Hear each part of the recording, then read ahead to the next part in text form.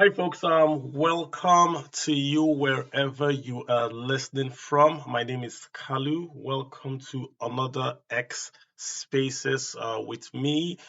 Here, of course, we're talking money, the economy, and of course, personal finance. We want to make it personal to you. How do the topics of the week affect your wallet? That's the whole idea on this space. This week, we're talking about, I would say, the reforms of the Central Bank of Nigeria, what they are doing right now as regards the exchange rate policy.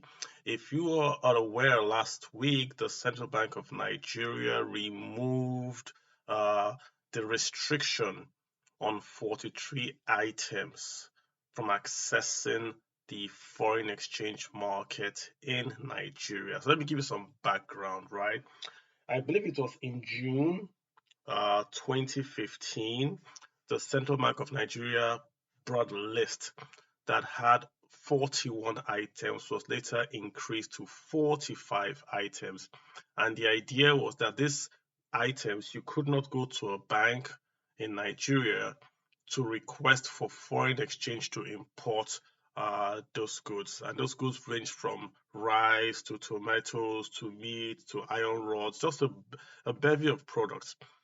The idea, CBN's idea was very simple. Why they were doing it was very simple. If you look at the oil price as at June 2015, let's go back. If you look at the oil price as at June 2014,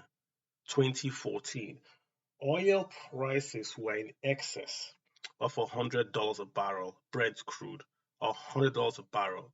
If you go 1 year after, from 2014 to 2015, oil prices has crashed to $59 a barrel.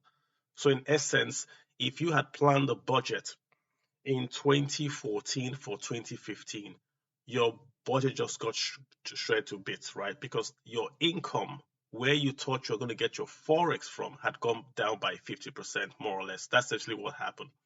And of course, what the Central Bank of Nigeria, or what all central banks do, when the dollar price or the earnings from crude oil reduce, you have two options as a central bank in Nigeria. Number one, you can defend the naira exchange rate to the dollar, which means the naira as you see it today, the value derives from crude oil exports. When Nigeria exports crude oil and we earn a lot of dollars, our naira is very strong. Strong means that you can exchange maybe one naira for, like, say, 200, right? Very strong. But when we don't export crude oil, the naira becomes very, very weak, which means you can use $1 and you get almost 400 or more, right? Keep in mind we're using only crude oil because Nigerian non-oil exports are very, very weak. So we can't even talk about cocoa. We can't talk about all that stuff. It's very, very low, very, very inconsequential to the total export. So rather than just saying exports, we're going to say crude oil exports because the bulk of our FX comes from crude oil. Now we have urea, which is Dangote urea fertilizers exports, but still the bulk of our exports come from crude oil. So in 2015, when crude oil prices fell from $100 a barrel a year before to $59 a barrel, the Nigerian government could have defended, which means they take their reserves and they buy naira and they sell dollars. That would make the naira rise in value, or they devalue, which means that they would weaken the naira in relation to the dollar. So they will keep their reserves. So understand what's happening here. Your reserves, you can either use your reserves and defend your currency, in which case you have a strong naira but low reserves, or you can retain your reserves and devalue, in which case you retain your reserves, but your naira becomes weak. Those are the two options. You defend or you devalue. The Central Bank of Nigeria did not choose either of them. Rather, it chose an administrative means to reduce demand in the market. So it did this by presenting this list of 41, later 44 items to say, hey, if you want to import these goods, right, we will not sell you dollars from a bank that we regulate. So you can import rice by going to a bank in Nigeria. So what then happened? That meant that if I want to import rice, I have to go to the other market, the black market, to get my dollars. So like any other market, if more people go to a particular market, what happens? That market becomes the de facto real market because it's the market where you have the willing buyer, the willing seller, and a market determined price. The central bank's exchange rate of, say, 486 has a willing seller, CBN, has a willing buyer, because everybody wants to buy from the CBN because that CBN dollar price is very low. So everybody in Nigeria wants the CBN dollar.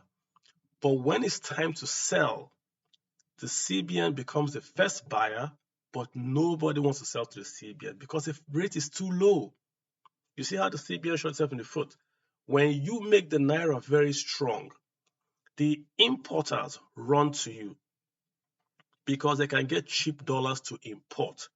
But the exporters will run away from you because the returns you are giving them is low as compared to the black market. That's the genesis of the problem we have in Nigeria, i.e., the Central Bank of Nigeria's exchange rate policy. It encourages imports because it kept a strong naira, and it discourages exports because it keeps a strong naira. The 44 items mean that you don't have a real market based on a buyer and a seller. And the price is, of course, pegged, which means it's a subsidy to importers. That's what we had prior to 2023. Now, President Tinubu has come in. He has depegged the naira from the dollar, which means now that you no longer have a CBN rate of 486 or whatever. It's a market determined trade, they say. Willing buyer, willing seller. But they retain the 44 items. So the same thing is happening. The importers will run to the CBN or to the banks because they want to buy cheap dollars. But when the exporters have dollars, they will not come to the CBN because they want to sell their dollars at a higher price. And why is there an arbitrage? Because the 44 items does not create a real market. The black market, folks, is the real market, not the CBN, folks. So the CBN has realized the error and has removed the 44 items, 43 items from the list of banned goods. So essentially, they're saying if you want to buy, you want to sell, if you come to the Central Bank of Nigeria, you can do both, which means a bank like, say, Zenith now will be able to sell you dollars to buy rice and receive your inflow when you sell that rice in Nigeria. This policy, will it increase remittances of dollars? That's not the intention. This policy is not designed to bridge or to increase remittances. It is designed to remove the advantage the P2P boys are enjoying. P2P meaning the black market boys are enjoying, because those guys are able to trade on both sides. They can buy and they can sell because they are a free market. The banks in Nigeria cannot buy and sell because they can't buy and sell. You can't buy and sell rice, iron rods, tomato, meat. So are we saying we want to encourage imports by this policy? No. We are saying that the market will determine what they will buy. If you bring imported rice, the market will price it. If they can afford it, they will buy it. If they can't afford it, they'll walk away. So it's the market that will determine what will be sold, not the CBN, not the Central Bank of Nigeria. So in essence now, imagine what CBN has done. They've unleashed the Nigerian banks to go out now and go get deposits in dollars. They will now go to their friends and say, hey, if you want to import, you want to export, we will give you the same price you would have gotten from the P2P market. And it's going to be regulated. We'll give you your tax papers. It's legal transfer. So they've equalized the market. There's no more 12 naira to pay you to bring dollars in. It's equal. Both players are now equal. Who do you think wins this game? Who do you think wins this game? I saw a report about a guy, a fintech in Ghana that failed. because they were involved in currency. They were trying to do currency arbitrage, buying Nigerian naira and importing dollars to meet demands for imports of Nigerians. And of course, they got scammed. They paid in $1 million into an account, and the guy disappeared. Your banks won't do that. All that the banks in Nigeria have to do is now to open up LCs and get a source of dollars flowing into them, because now they can fund anything, which means they can also receive anything. In the past, they can't fund certain items, hence they can't receive those imports. Why would you put money in the bank when the bank can't fund your imports? Now the banks can. So I'm not here. I've got Olumide with me to also give me his own take on the CBN policy. Olumide, I tried to give like an overview of what I think is going on with my own opinion, right? I'm not sure. Did I miss anything? Do you agree with me? What's your take on this new policy to take away 43 items from the central bank's list of banned, not valid for forex? Go ahead. Good evening. Sorry for coming Olumide, also, late. Olumide, also introduce yourself, please. And the details on why the CBN lifted restriction on FX restriction for two items. But I think I want to go a bit deeper. So you highlighted the fact that what the Apex Bank was trying to work on is all unique markets where there would not be different windows, and every asset that wants to get purchase dollars, or any entity that wants to purchase their dollars can go through that one window. That ensures transparency and efficiency on paper. But the issue here is that we need to understand that the most important thing facing the FX market is liquidity. And if you understand, one of the problems we've been facing is not the policies in itself, but the inconsistency of those policies. So at that time, the reason why those 42 items was put in place was because of the pressure in our FX market. And they felt that the Apex Bank felt at that time that they could invest in local production, whereby reducing FX rather than and bringing more FX to the country's earning.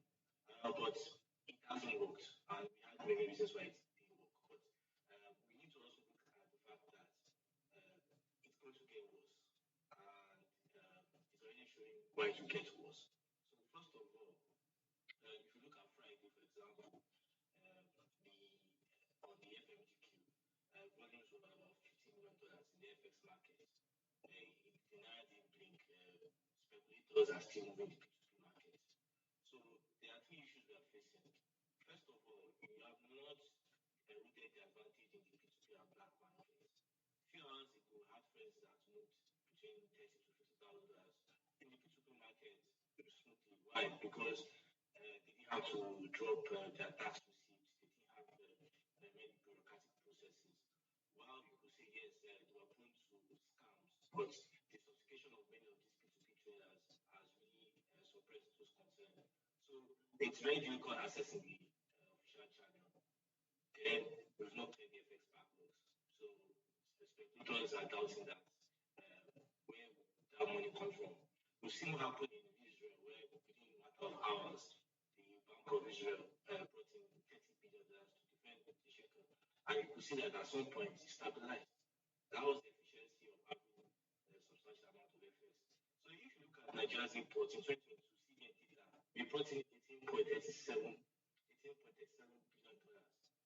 That's less than 1% of what China imported in 2022. China imported more than $2.7 trillion worth of goods. And if you also break it down, look at invisibles and services, imports and goods. Look at invisibles too. Importing about just $14.2 billion. And while America is the world's biggest economy, it hasn't really shown in our FX market. The most important market in terms of capital importation is United Kingdom. About 40% of our capital importation comes from that place. So one begins to wonder what is really happening with our remittance. Three things. The P2P market has shown in my analysis that Nigerians moved about 56.5 trillion naira in the past year. That have gone through banks. And if you look at the sophistication of our FX market, despite the fact that you see assets, First Bank, UBA, building subsidiaries in the United Kingdom based on your important exposure the market brings to Nigeria's FX market. It's really run by R&B, Standard Chartered, Citi. So the question right now is how can the Apex Bank bring liquidity? I think we might have to divide it again. That's why I said we might follow Egypt's playbook because 1.5 billion dollars, we pretty do nothing with our condition. And the way we have fiscal expenses problems are, we have a deficit that is almost going close to 8 trillion naira. We have a public debt of about over 87 trillion, trillion naira. If you put that in dollar terms, that's about $113 billion.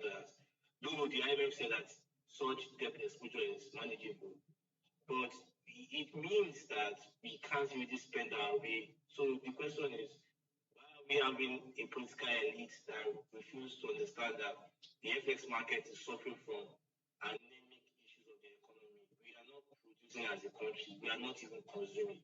So if a country of 200 million people can import $18 billion worth of goods, and you look at the export position, as you rightly mentioned, we put oil prices even at $90 a barrel. So, there'll be competing reports by the Minister of State of Petroleum Affairs and the OPEC reports. We don't know which one to believe. When he says that Nigeria now produces 1.5 million, and he said Nigeria produces 1.7 barrels a day. But still at that, if you break down that metric, they added condensate. And condensate are low hydrocarbons. They don't give you the kind of price you get from Swiss crude. So we really have a revenue problem, and we have a political elite that really look like spend like worship. Yeah, gotcha. I think some days ago we tweeted about the luxurious cars we're creating. So we don't really have money in the FX market, and that's why I'm not really happy. Yes, I'm happy that it's a good step in the right direction, but that's not the issue right now. The issue everybody's waiting for is clear the FX backlogs. Why is it taking the former CBN governor said to take a matter of days to 2 weeks? Now it's taking months, it's stretching. So it means that we have an FX credibility problem. Our market is highly liquid, and it's getting worse. The US Fed fund is above 5%. The US yield curve is inverted. That means investors are not looking at a strong economic outlook in the long term, so they are interested in short-term gains, and that really puts pressure on the cost of borrowing for Nigeria. What makes it worse in next year is that we're going to start paying our Eurobond obligation with the kind of spending our present politicians are addicted to and our obligation. The question is we have to keep borrowing or printing money. So that's somewhere. Let me bring it down to bit sized, right? Let me ask a question to you now. When the CBN takes away the 43 items, I make the argument that what they have done is to allow a bank like Zenith and First Bank and GT to now compete directly with the P2P folks. Because now, if I'm an importer of rice, I can go to GT Bank. I trust GT Bank. I know the bank is there. With P2P, I don't know who the counterparty is. Like I talked about the fraud of $1 million that happened with one of the fintechs, I believe in Nigeria or Ghana. That's a substantial move now that the Nigerian banks can go and market a Dangote, all the SMEs, and say, open an account with us. We will fund you. And they don't have to get dollars from the CBN. Is that a correct statement in your estimation? What do you think? Yeah, so you're talking about the fraud, exposure mechanism. Definitely, bank channels are much more safer, but banks themselves are very complicated right now. To run an FX transaction, like I said, you need to drop tax receipts, you need to go through different channels. In fact, sometimes it looks like you're writing a professional exam. But you see, the P2P market is getting much more sophisticated. Despite the fraud concerns you have, they moved to 6.5 trillion naira. If it went through banks, trust me, banks will be hitting a lot from commissions. Another thing we need to also understand is that we've missed the ship in terms of official remittance. The former CBN governor said it, but a lot of people didn't take it. There is funds coming in. I can tell you, there are funds coming in Nigeria's economy, but it's not going through the official channel. And one of the signs you know is the P2P market. You know, Nigerians are the biggest. Nigeria is the biggest crypto and fintech market. So by origin, Nigerians in diaspora are kind of a bit sophisticated. And you cannot compare a market in the United States where opportunities are almost the same. You have access to your dollar, you can go to. It's not the same in Nigeria. So with the risk you are concerned about, I think it's not really telling in the P2P market. Another problem banks are also having again is that we don't have big players that bring in FX. You look at Africa, for example, they have Napster, they have MTN. We don't have bigger than our biggest FX cabal is the remittance, it's Diaspora. It's We don't Dangote. have a big company that produces that bringing big that we can say we can repeat now. And that's why if you look at the FX market in terms of inflows and outflows, City, Standard Chartered, because they are sustaining of big banks. So yes, I agree with you that it will really, but we have a lot of issues, bureaucracy issue, liquidity issue, and the fact that banks themselves also they've not been a bit transparent in the market and the way they build in prices. You know, a lot of people sometimes complain about the fact that prices they see on the board is not what they're traded on. So these are things also that are already relevant. So for the banks to get the market share, CBN really has to do something with the crypto market. So they have to bring buyers in the room. Olimde, I'm not saying Olimde. ban the crypto market, but you need to understand that we lost the war. Yeah, Olimde. Behavioral finance will tell you that it takes much more effort when you use the word than just staying off. Because if you keep saying that, oh, you keep those two things on the side, because the truth of the matter is, yeah, if you ask the majority of guys on this call that are thinking money through overseas, where do they? Many of them will not tell you banks. Many of them will not tell you fintechs. So the question is, even if the CBN unifies all the market and if remitters are not using that channel, then it's defeated. So they need to have the behavioral understanding that Nigerians in diaspora have less trust in the operation. Why? Because it's very difficult to make transactions in the official channel. You also need to also look at the fact that because of that, you have suppressed the wealth of the stock market. I was telling you. Olimde, hold on. I want us to move from here to the next topic. Like, I'm not really sure. I want to be clear before we move ahead, right? I still say, right, because the Nigerian banks can now play fully in the market, can now offer you a quote bid and offer price to the market, right? They will attract flows. The 56 trillion you talk about is because Nigerian banks could not play in the market. The largest FX importer to Nigeria today is Dangote as an institution, Dangote Fertilizer as an institution, as one institution. But Dangote also import, I don't know if he still does rice imports and the rest. The point I make is this, right? If a Nigerian now goes to GT Bank to import rice, he can open up an LC. GT Bank can go and get dollars offshore, knowing that it can fund this LC for rice in Nigeria without even going to the Central Bank of Nigeria. So UBA, all their locations across Africa, in the US, there is now a business line for them to raise dollars and to finance imports to Nigeria. They couldn't do it before because why would I put funds in your bank if your bank cannot fund my import? That's where I'm going to. So I want us to get from there. Let's. Okay, but I think I agree with you. But what you need to look at is what are the key reasons? Because what makes the market is liquidity. And trust me, Yeah. for those that know how the market works, the more liquidity in the market, the more efficient the market is. True. Yes, the banks can make the difference, but do the banks have that liquidity? I doubt. Because I'm looking at CBN's number, I'm looking at Invisible, what we brought in 2022, CBN data. The financial sector brought in $10.5 billion. And that's to do that for you in a week. But that's because, but that's big. So if you look at, and that's why I mentioned that. See, the problem is not the capability of the banks. The problem is the level of their capability. We don't have that.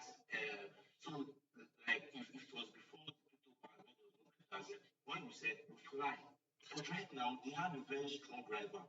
And I'm not just talking about the crypto market. There's also the fintech.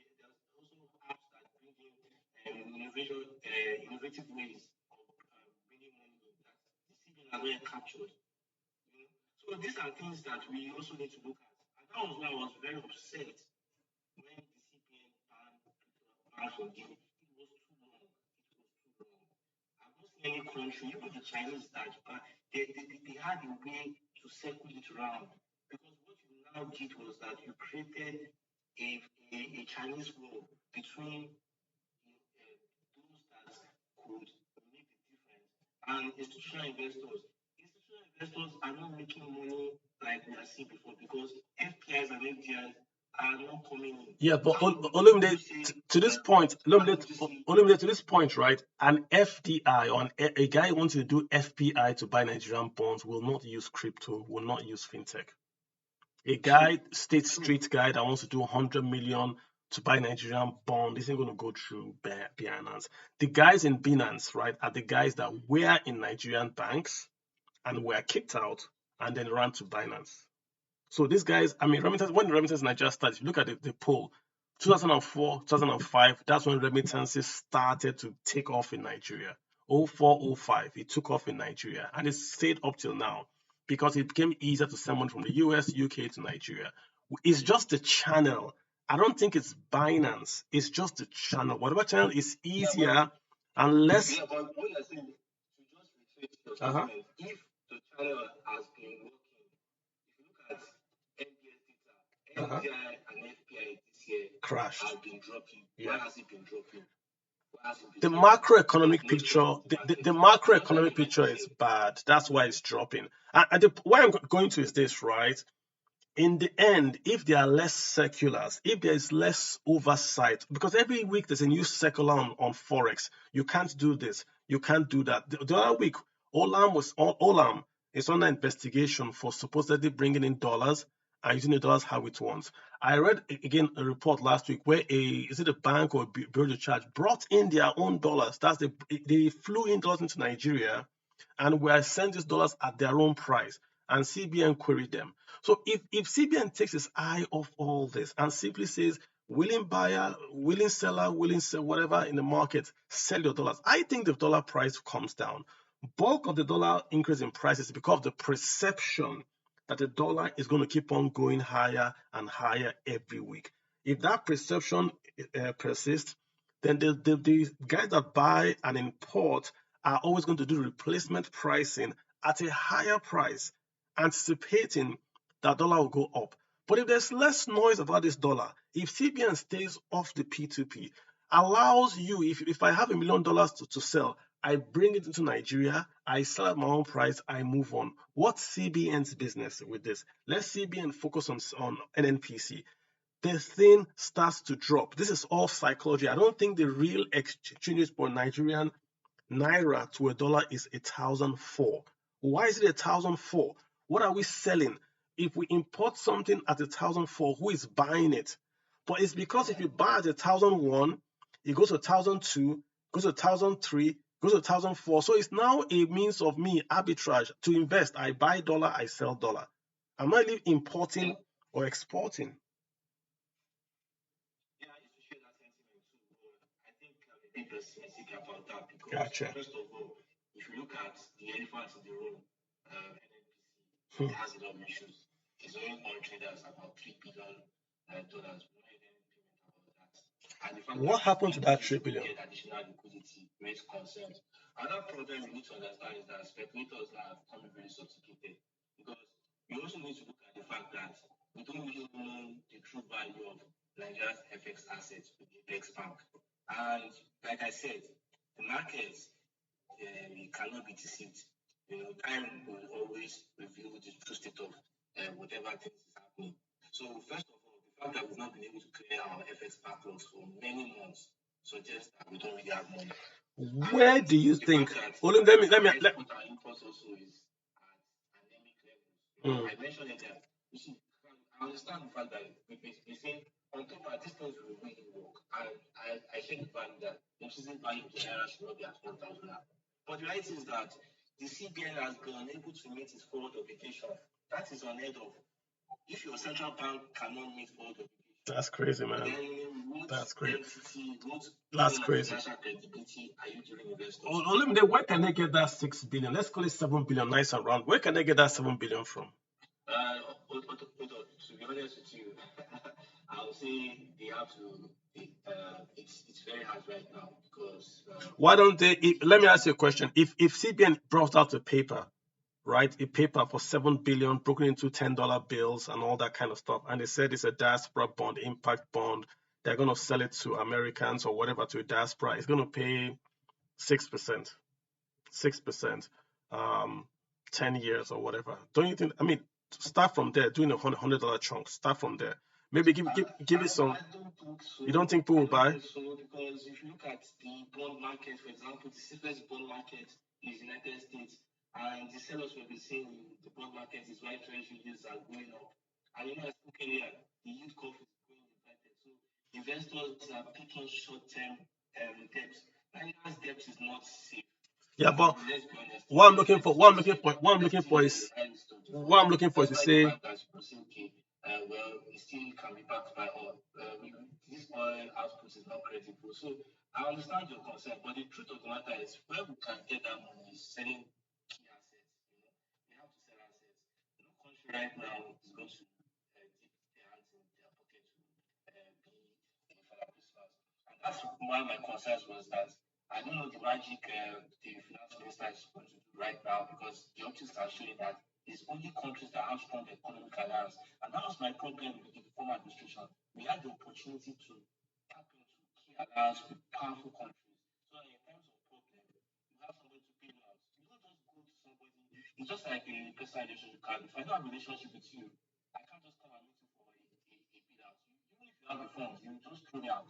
But if I build that relationship with you over the years, and I say, countries, I need something for you. Even if trying to see how you can come. And that's how alliances. We don't have an alliance, we don't have strong institutions, we are definitely and okay, keep showing up like a okay, we have a few guys. Investors are not buying these things. But however, things will still change because if you look at the fact that there's still some investors looking at the fact that Nigeria is heavily deleveraged, which is true. Most of the assets in Nigeria are depressed because FDIs are not able to come in. But the question right now is that we've not cleared the FX backlogs. Once you clear the FX backlogs and airlines are happy, then investors might start considering taking those cheap assets.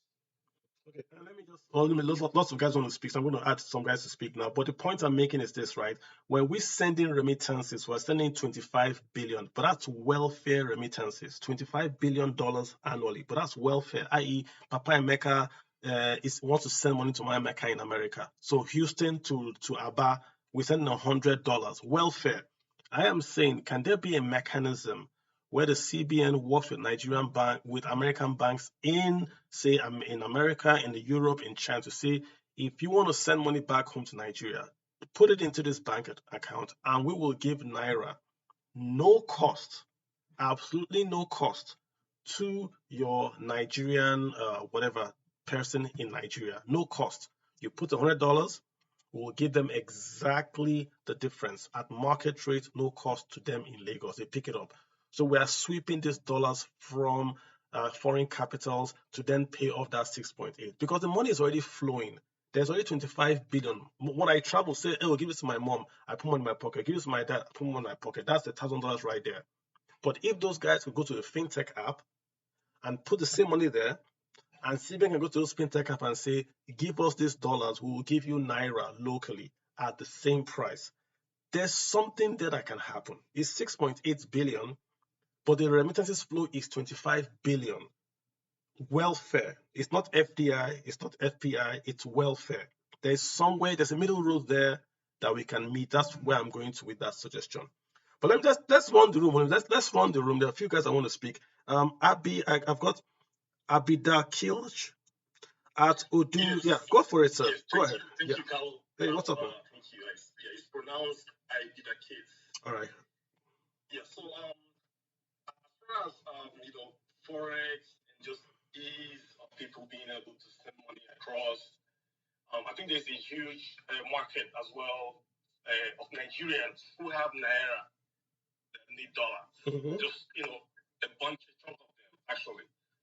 So to make it very easy, if we can implement a peer-to-peer system, which will be regulated by an escrow, whereby just somebody like I'm in US, I have $20, I'm trying to send it to Nigeria. I'll go into the app and put a sell order kind of. I have $20, I'm trying to sell it to Naira, and I can put my exchange rate depending on what the market looks like. And somebody else who is in Nigeria that needs dollars can come in and exchange with me, and all this will be controlled by an escrow company to guarantee security and avoid fraud risk. If something like that could be implemented, I think it would make it I think we have easy way. we have things like that. I mean, I use an app called the Kiyoshi. They do peer to peer. So if I want to send money abroad, I go to their app, I plug in my information. Someone in Nigeria or UK picks it up, and I give them naira. They give me dollars. So Kiyoshi does that, and we have lots of apps. What I'm saying is this, right?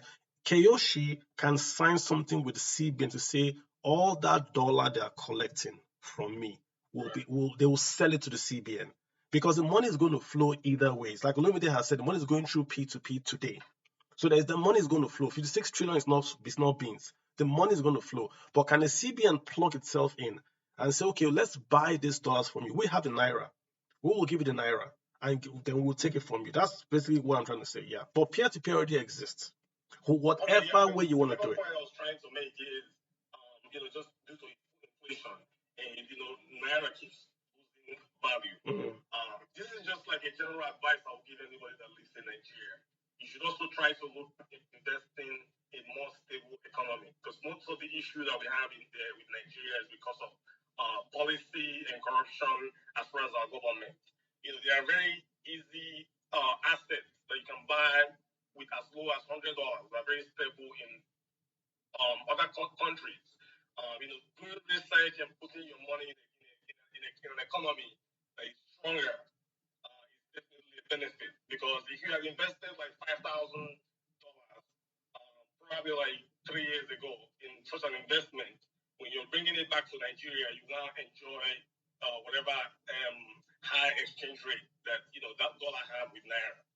So that was the next point that I wanted to make. So thank you. Yeah, good. I mean, again, a little bit like again, we said the point. Look at the main elephant in the room to Nigeria. The cost of imports is cheaper than the cost of local production. And that's the biggest problem we have in Nigeria. That if I see something imported, it's actually cheaper than a locally produced item.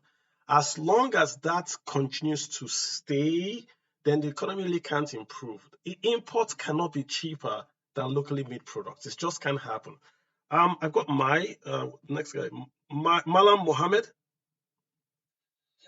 I just want to ask question when you are making your submission concerning if somebody maybe from America have maybe $100 and send it to maybe a commercial bank, let's say maybe GTB Bank here. So who determine the rate? The market is going to be the market. Like which market then? Is it the parallel market? Yeah, the parallel market is going to be the rate. Because the parallel market is the willing buyer, willing seller market determined rate. So like if I make 10 bids and there are 5 offers, then the system will match them and say this is the average price. So if I want to buy at 10 or 11 or 10.5 and you want to sell at 9, 10, 11, the system will say this is the average price and that becomes a market price. Like how it's on the stock market. So it's not going to be a government price. So in essence, what you are saying, if even CBN got its own dollar, probably from maybe NNPC or other source, can go to the same maybe commercial bank and sell it to get the market I am saying today, what you have today is a market that is the price are determined by the demand and supply, right? Demand, supply determine the price. The problem they had was the banks could not compete because they could not sell 41 items. So now they've unleashed the banks and said, you guys can do whatever you want. The same way P2P is doing. Go and do the same. Let the market determine if goods can be imported or exported. So what will happen is that the banks can now go to those P2P customers and say, instead of sending your money to a P2P, send it through us. We will give you a better rate because the banks would use that dollar and fund importers. Okay, so that market that determine that price, what factors that influence its rates? Maybe what are the factors that it's just demand and supply. High or go low? It's just demand and supply. If there's more demand for dollar, it will go higher. If there's more demand for naira, it goes demand and supply. So you can see that's the problem. That is the major problem, and I think this is where we need to focus our attention in. Our major problem is we are demanding too much dollar, and we have less supply of dollar. So if the only solution to this problem is to create how we can get this more supply, and if we can have it decrease where we don't the demand, we can reduce the demand if we can. And I think with the banning of these items by the previous CBN governor, I think it's the right direction. Yeah, but Malam, let me ask a question. There's imported rice in Nigeria. The dollars to import that rice came from the same CBN. CBN will sell the same dollar to BDC. I will simply write and say I want to go to school abroad. I get dollars. I sell back to the same BDC. The same BDC will give it to the same importer who imports the same rice at subsidized prices. It's corruption. So you cannot ban or artificially say you reduce demand by saying don't apply. It doesn't work. If you look at Nigeria's import duty today, Nigeria no longer imports rice. Nigeria does not import rice. Where's the rice imported? Benin Republic. The amount of rice Benin eats. I agree with you. We are wasting our time, Mohammed. I might not agree with you that the sum dollar that is given by the CBN is the same dollar that. So where do they get dollars from? Where do they get dollars from? The dollar that CBN that is coming to Nigeria is not the only dollar that is being circulated. So where do they get it from? We hear that there are a lot of remittances from outside, and in this country also there are people that normally bring dollar to buy gold, particularly these illegal miners. They brought in those monies to buy those things, and we can also get dollar from those people. So there are several ways that we get this dollar. And I think if it is even that problem, I think the CBN has a better way of monitoring all those monies. And I think it's better to do that than to reintroduce this issue. Because at the end of the day, if we don't have this supply of dollar again, both the on-ban and the ban items, people that are importing those items will still go back to that parallel market again, because the CBN cannot supply all of them, and we are still going back to square one. It's not even add more injuries to the problem. So get the point, sir. So let's go back to the point, right? The whole idea is if you have a CBN rate that is subsidized, you are subsidizing imports. If you want to watch DSTV and you pay for DSTV in dollars and you can't afford DSTV, you watch NTA. You can't afford DSTV. End of story. In Nigeria, because the dollar was subsidized, so many things that we could not afford, we were spending on those things, like e.g. DSTV. So we can't afford it. Our income is 30,000 a month. We can't afford that import. When you take away the subsidy, then the real price shows itself. It's like people saying the dollar is falling to 1400. That's the real price without the subsidy. So I'm not debating if the dollar is coming in or is going out. I am saying if the dollar finds its real level and you can't afford it, then you don't buy that product. And the product itself is removed from the market by the consumers. If we can't afford it, we can't afford it. If we can't afford foreign rice, there will be no foreign rice in the Nigerian market anymore. It's because we can afford it because it's subsidized by the dollar. That's why you see foreign rice in the Nigerian market. I get you. I think Let's move on. So I just talk on other people if you don't mind, Mohammed. Let's just 1 minute. Sorry. Hello. yeah. Okay. If it is that the issue, I think the best thing CBN would have done should not be selling dollar or determining the price of dollar in this country. If they have their own dollar, push it, all of them, to the black market or to the parallel market. They don't have dollar now. They don't have dollar. They don't have dollar. Let the parallel market determine the price. But Not that they'll be saying sell on this, on this, on that. I think it would have been easier for them to do that. And I think if they do that, there would be a very national security on that because they cannot monitor what we is coming can't, in. Mohammed. What is going on. I hear you. So let's just be clear. Let's just say it again. You know, it's cold. Economics is a very, very cool subject. Nigerians cannot afford imported goods. End of story. It's cheaper, but we can't afford it. If you earn 30,000 naira a month, you can't afford imported goods. What we should have done is to have local substitution of import. So instead of foreign Uncle Ben's rice, there's Ebonyi rice, there's Kebbi rice. The problem is that Kebbi and Ebonyi rice are expensive because we don't have power in Nigeria. So we have to fix local production in Nigeria to bring the cost down. Then there will be no foreign goods in the market because we can't afford it. What's happening right now, we're deceiving ourselves. We are subsidizing the dollar and then importing foreign goods and pretending that we're not using the same dollar from crude oil that we're using to import. The largest source of dollar in Nigeria is the NNPC, the largest single source, NNPC, dollar sales. And today, like Lumina has told us, today, the NNPC, Mr. Mefele said that the CBN was not getting any remittances from the NNPC. So the CBN has no dollar in quote. They have no sufficient dollars to fund imports. So where's the dollar going to come from? Remittances. And we've heard remittances are going to not to the CBN, but to the P2P market. But the issue is that this import thing we're doing, we can't afford it. And the market has got to go up to kill demand. We have to do demand destruction on imports so the local SMEs can then have a chance. That's the only way. It's just reality, sir. Mr. Bayo, I've got you, Mr. Bayo Richie. Go ahead, sir. Good evening, everyone. My contribution is basically just on the fact that the banks need to do a lot to make sure that the FX that comes into Nigeria actually goes through them.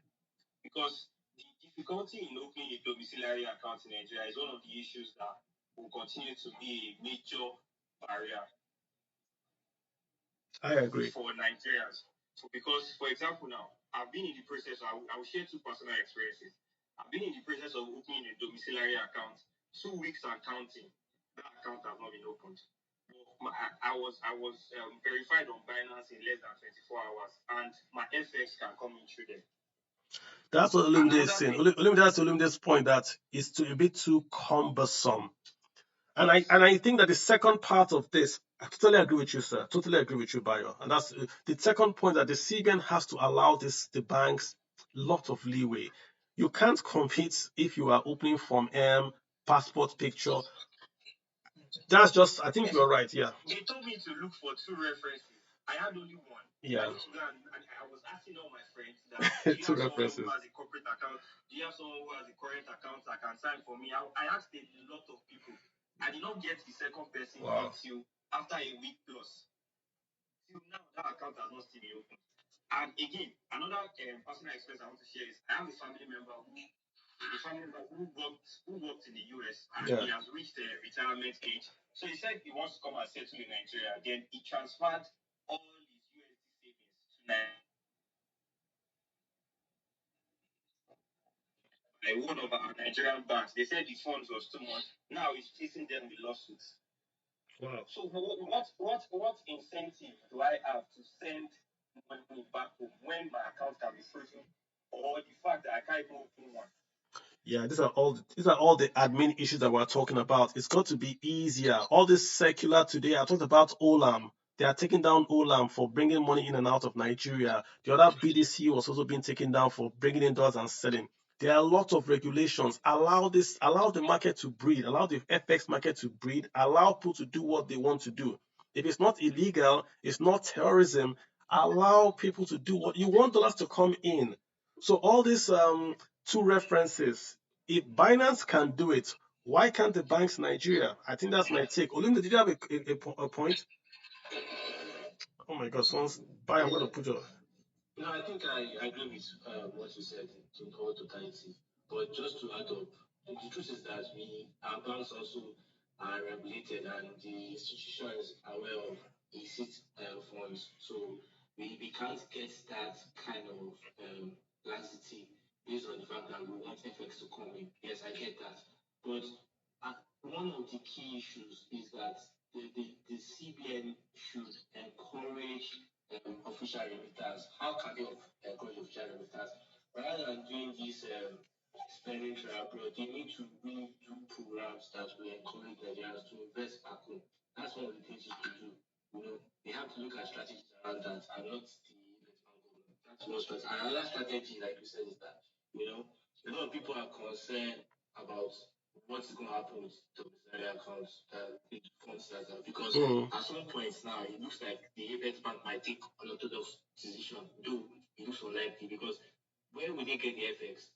And we have over $20 billion sitting bank balance sheet. So the question is, those that have Standard Chartered accounts, Citibank account, they can move FX. They know how to do these things. That's why I'm not really particular about the elite. They know how to get the FX they want. But the concern is for the Nigerian economy to bring in mass FX, we need to look at the larger picture. So it's not just about the elite alone, but you're counting the whole totality. And that's where the real issue is. So it's going to be very difficult, but I think it's something achievable. Gotcha. I mean, again, going back to the easiest thing is just to go market the guys that have dumb account. They earn nothing in their dumb account. In Nigeria, you have money sitting in a dumb account in Nigeria. The guy earns nothing. So, okay, we're going to pay you 4% if you put money in a Nigerian bank in dumb account. 4% dollar terms if you put money in dumb account. That's one way to do it, right? So you have the dollar there already. We'll give you 4% for 1 year or something like that. APY. It's not bad. Yeah, but you have to buy. But don't you have to buy a fund to get that, Lumde? Don't you have to buy a fund to get that? Don't you have to buy a fund to get that? Yeah, you have to be in the fund, yes, and not the black markets, not be through the black markets. So all these unnecessary laws, I mean, just allow people to bring it in. Adakole, your mic is on. I'm going to mute you and kick you off. Adakole, please mute your mic. Thank you so much. Omi, I've got Omi. Omi, go ahead, please. Oyensi, Canada. Please go ahead. Yeah, thank you, Carlo, for your submission. I actually came up because of something you said when you talked about the CBN or the Nigerian government having like accounts in certain countries. To be very honest, although I'm not an economist in any capacity, I'm just basically like a realist. I have actually thought about something very similar recently. I had a logic, but obviously it's maybe a flawed one because my financial capabilities are just quite limited due to my background in economics. But I was thinking, what if because I think one of the most important points is getting to know the true exchange rate. What is the true exchange rate between the naira and the dollar? Right now, I mean, we are even in the parallel market. You have the naira just keep like crashing. Basically, that actually implies that the naira has not been stabilized. So what it is, the CBN what does stability decides to mean? find it out by having these accounts in countries where Nigeria make the most import, countries like USA, India, I think Belgium, basically one country in each continent. And you have your citizens change money from whatever currencies they're using into the naira at whatever the parallel market rate is. Now you're able to encourage that more diaspora remittance because trust me, many people in the US, Canada, UK would not even like we actually do not actually change using the exchange rate, the official exchange rate. We want to change as what's convenient for us. Now, if you have this account set up there, then you have some forex that is domiciled in this foreign country because most of these foreign countries, when they are going into partnership with countries, they don't want those forex to be their country, right? They will actually be very much willing to have this forex domiciled there. Now, this forex can change hands in terms of the importers that are in Nigeria. If the importers in Nigeria want to get forex for purchases that are outside Nigeria, I believe these accounts can be used to probably, we have like digital frameworks where you can have the digitization of these transfers. They can make direct payments to wherever they are purchasing their goods from, just in this Yeah, platform. I mean, I hear you. So what I'm hearing you saying is that it's almost like what we're saying. Like, listen, why don't we have an outlet in America where a diaspora guy can walk into a bank? Maybe you walk into Bank of America and you have an Yeah. account called Nigerian Diaspora account, and you give them your social and you deposit $20 into that bank account. And from there, you can tell the Nigerian or whatever app it is that I want this person, Kalu, to go to Ikeja and pick up the exact parallel market naira price if I deposit in Bank of America at no cost, at no transfer, nothing. That's the same thing we're Exactly. saying. Yeah, and I'm saying it's a good And idea. you can actually digitize. You can have applications You like don't have to go. I mean, mobile app that can do it. this is the point. That's why I'm trying to bring to illuminate to say if we did that, for instance, the dollar is not moving, is right there in America or in India or China or whatever. But I get naira. And CBN has naira, they don't have dollars. So now CBN has dollar in Bank of America and you can use to fund imports, right? That's where I'm going to with this because the remittances are 25 billion and they will move Yes. irrespective of CBN. So let CBN try to plug itself in and say, okay, we're going to give you guys a very, very good deal in that you will not pay a transfer fee if you use this app. That's where I'm going to with this. That's going to be the advantage. You say, if you do it with us, you don't pay a fee. Lumide, what's your take? Yeah, so it's a good suggestion, but the issue here is that if you run transactions on competitive platforms, you pay little to no transaction. And also, the question is the rate. And I think another important thing is that we are often misled that a lot of rentals come from United States and Canada, which is not true. In fact, about half of our rentals capital comes from United Kingdom. And that's why our banks use that data to reposition themselves. So the question is, why is rentals, despite the fact that we have a lot of Nigerians in America and Canada, well, it's another question for us to ask. But the key value here is that most people save money, just like you said, for welfare, not for investment, not for productivity, for welfare, for family issues, for things like that. Rather, so I think we need to start looking at that, and that's why platforms are positioning themselves around that narrative. If Nigeria was productive or human capital was at really high levels, for example, with the high amount of diaspora in hosting we should have food chains that service Nigerians in diaspora, like what Indians and other Asians are doing. Then we can really talk about pushing. So the Apex Bank is in a very tight corner. First of all, we only have one major place we get our FX from, and that is the United Kingdom. Second is that our diaspora are just growing. Right now, I data from different, it puts that the diaspora population is just about 2 million. And if you understand that many of them are in school, so their residual income is not as high as what many say, despite the 20 something billion we bring per $1 billion we bring per annum. A lot of work needs to be done. So the nearest solution right now is we need huge liquidity CBN or Minister of Finance can get at. Once we can get liquidity, clear our FX backlog, we can make the power market unattractive. Because why the power market is attractive is not just price accessibility. Because you can get dollars at any if you want to buy dollars now, if you want to buy $500,000 I can get it for you. It's just the price. That's the issue. So the market is always accessible. So that's where the complexity is. That's the thing. Again, remember, guys, the parallel market, this black market we'll talk about, where does the money come from? Let's step back. Nigeria has two main sources of crude oil, two main sources of FX. One is crude oil, two is remittances. That's it. Crude oil, remittances. The money comes to CBN and black market. So the crude oil one is CBN money. It goes to CBN, it stays there. That's what CBN is doing, CBN rates, all that kind of stuff. The remittances one is not captured, it's everywhere. It's FP2P, CBN, it's written all around the place, right? The rice that we are importing is coming from the parallel markets, the remittances, because that's one that's not regulated. So if I want to import rice somehow, is that remittances from welfare that I get from my Emeka, that Emeka sent to her, that I get put together and import my rice. That's what's going on. So to say you are banning the items is really not working, because you are still taking the dollars that come to Nigeria to still import the rice.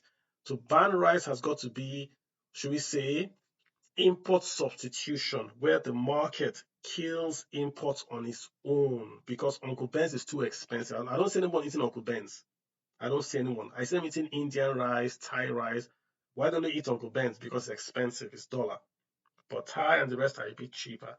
So we really have to focus more on, again, local production, getting the cost of local production to fall, so that local produce are cheaper than import. You can't go to India, get a ship, buy rice, put it on the ship, pay duty, pay transport from India, insurance, bring it all the way to Lagos, clear it in Lagos port, and it's cheaper than rice from Kebbi. Doesn't make any sense. Kebbi is coming from Kebbi to Lagos. I'm coming from India to Lagos. My Indian rice is cheaper than Kebbi rice. How can that be possible? Because India has power supply. India has fertilizer. So they can make per yield cheaper rice. So if you don't focus on this cost of local production, even if this inflow comes to them, it's going to go towards exports. If we get that inflow, it's going to go towards imports. We're just going to go back and buy Uncle Ben's. If tomorrow now, diaspora people vex and send in $100 billion, we'll start buying Uncle Ben's rice, because Uncle Ben's rice will be cheaper than rice from Kebbi. So it won't solve the problem long term. Malam, I've got Malam Batside. You guys should have for Larbi. Sorry, sir. You guys should have nice Twitter names. Oh, sorry, sir. I apologize. Please go ahead, sir. All right. Thank you very much.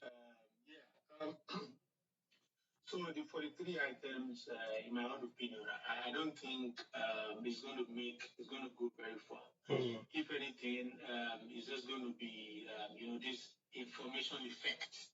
It's going to have that information effect on the market. People are going to just be a little bit cautious. What's going to happen?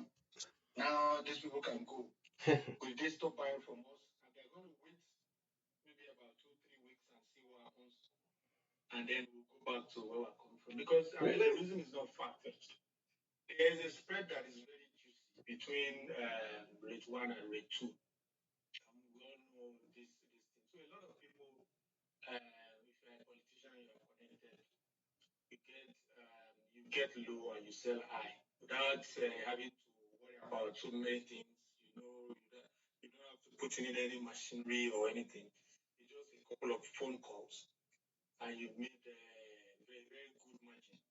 So nobody likes stress. So that's number one. Number two, people have found alternatives since 8 years ago. When I think was it 8 years ago? Yes, people have found various alternatives, and there's this status quo effect. Now, once people get used to something, to change, that inertia is already there. So I don't think it's going to, push the needle very far. That's number one.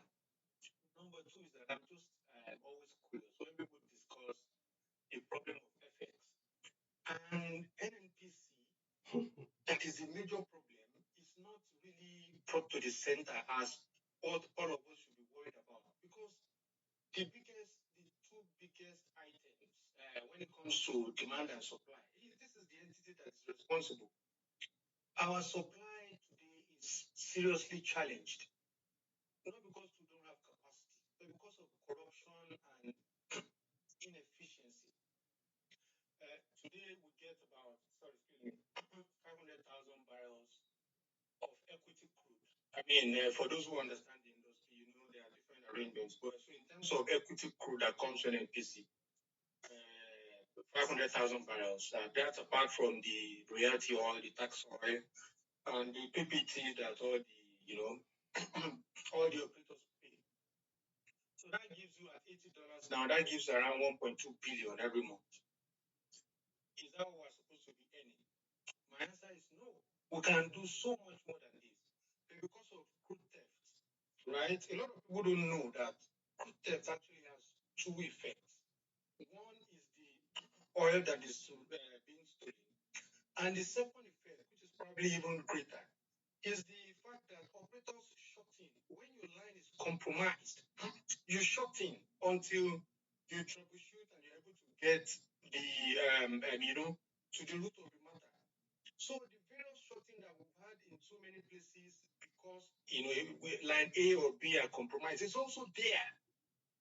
Which, if this problem is really, really genuinely solved today, we will probably be, maybe equity coming to NNPC will probably be around 8,000 barrels.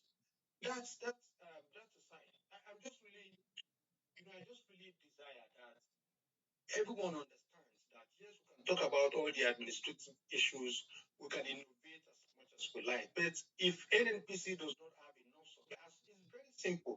As long as the demand far outweighs supply, then there's no matter what you do, it's always the same thing we're talking about. It will always be a problem.